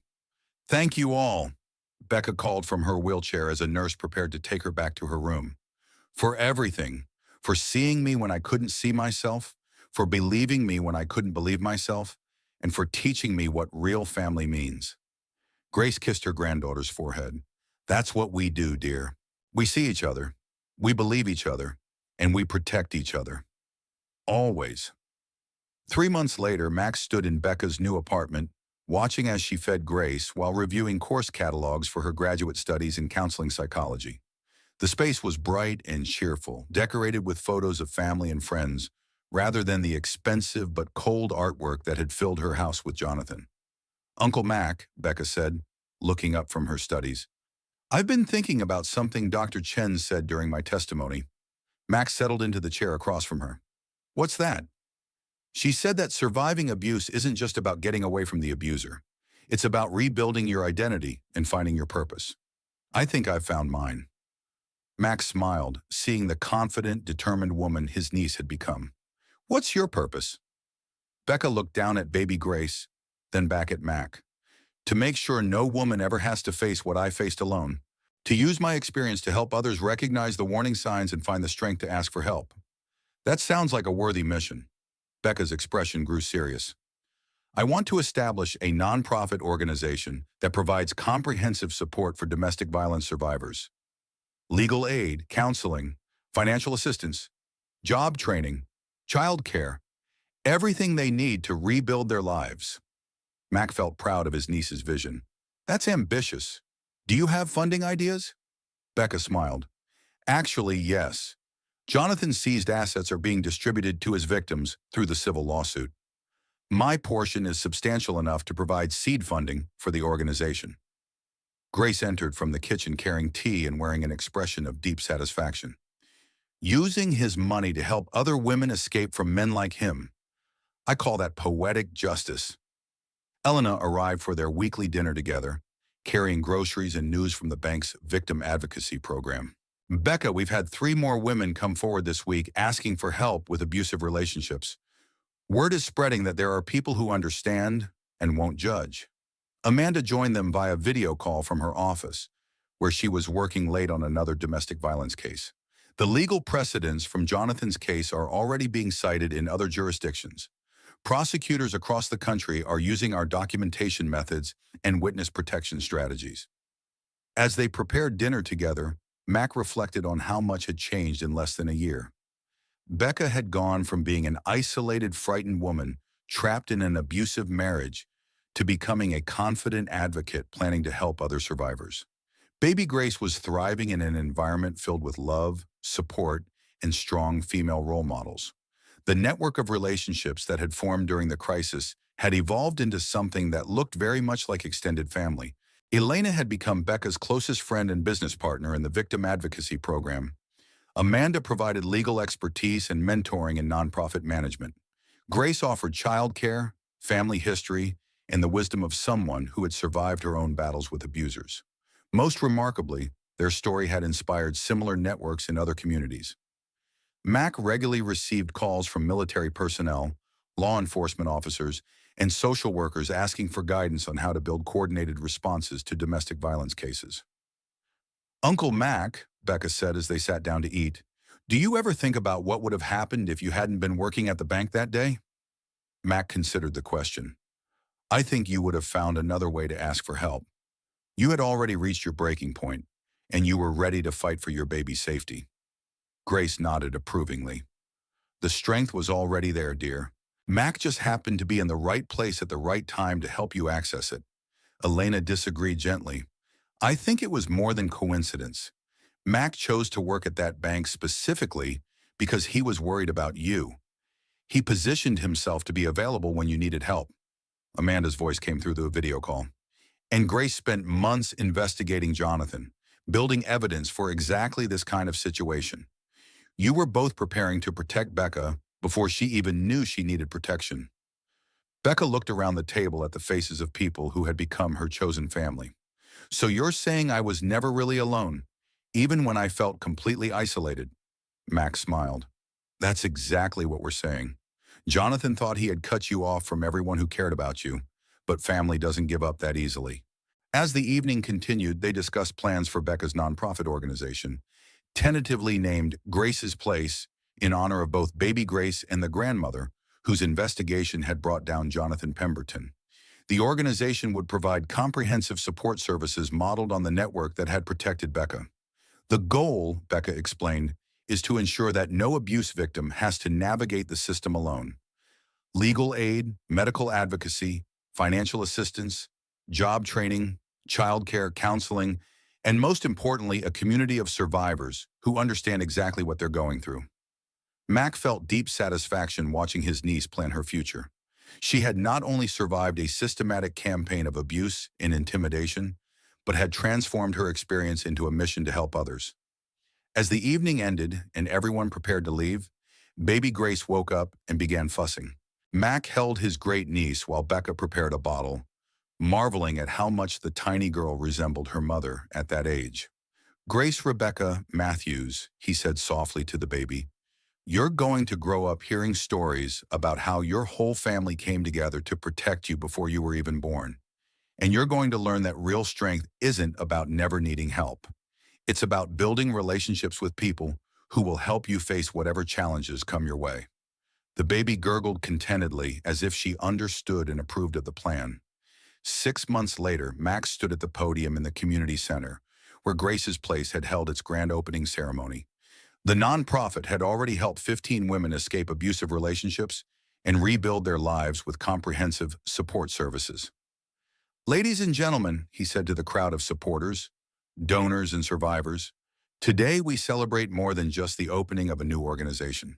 We celebrate the transformation of pain into purpose, survival into strength, and isolation into community. He looked out at the audience, seeing Elena in her new role as regional advocate for bank victim services, Amanda representing the legal clinic that provided free services to Grace's Place clients, Dr. Chen leading the counseling program, and Judge Walsh, who had joined the board of directors. Most importantly, he saw Grace sitting in the front row, holding baby Grace while Becca spoke to reporters about the organization's mission and future plans. The story of Grace's Place began with one woman's courage to ask for help, Mac continued, but it succeeded because of something much more powerful, a community's commitment to ensuring that courage is met with comprehensive support. After the ceremony, as people mingled and toured the facility, Mac found himself standing with Becca in the children's playroom, where other survivors' children played while their mothers attended counseling sessions and support groups. Uncle Mac, Becca said, watching toddler Grace take her first tentative steps across the colorful carpet, do you think she'll understand someday why all this was necessary? Mac watched his great niece toddle toward them, with determination written across her tiny face. I think she'll understand that she comes from a family that believes in protecting each other, standing up for what's right, and turning survival into service to others. Becca smiled, scooping up her daughter as Grace reached her arms. That sounds like a pretty good legacy. Mac nodded, thinking about the journey that had brought them to this moment. It had started with domestic violence in a bank lobby and evolved into a comprehensive support system that was helping dozens of families rebuild their lives in safety and dignity. Jonathan Pemberton had tried to use his wealth and connections to destroy an isolated woman and her unborn child. Instead, he had catalyzed the creation of a network that would protect countless women and children for years to come. Sometimes justice looked like prison sentences and asset forfeiture. Sometimes justice looked like babies taking their first steps in safe spaces, surrounded by communities that refused to let anyone face danger alone. Mac held his great niece and knew that both kinds of justice were equally important and equally satisfying.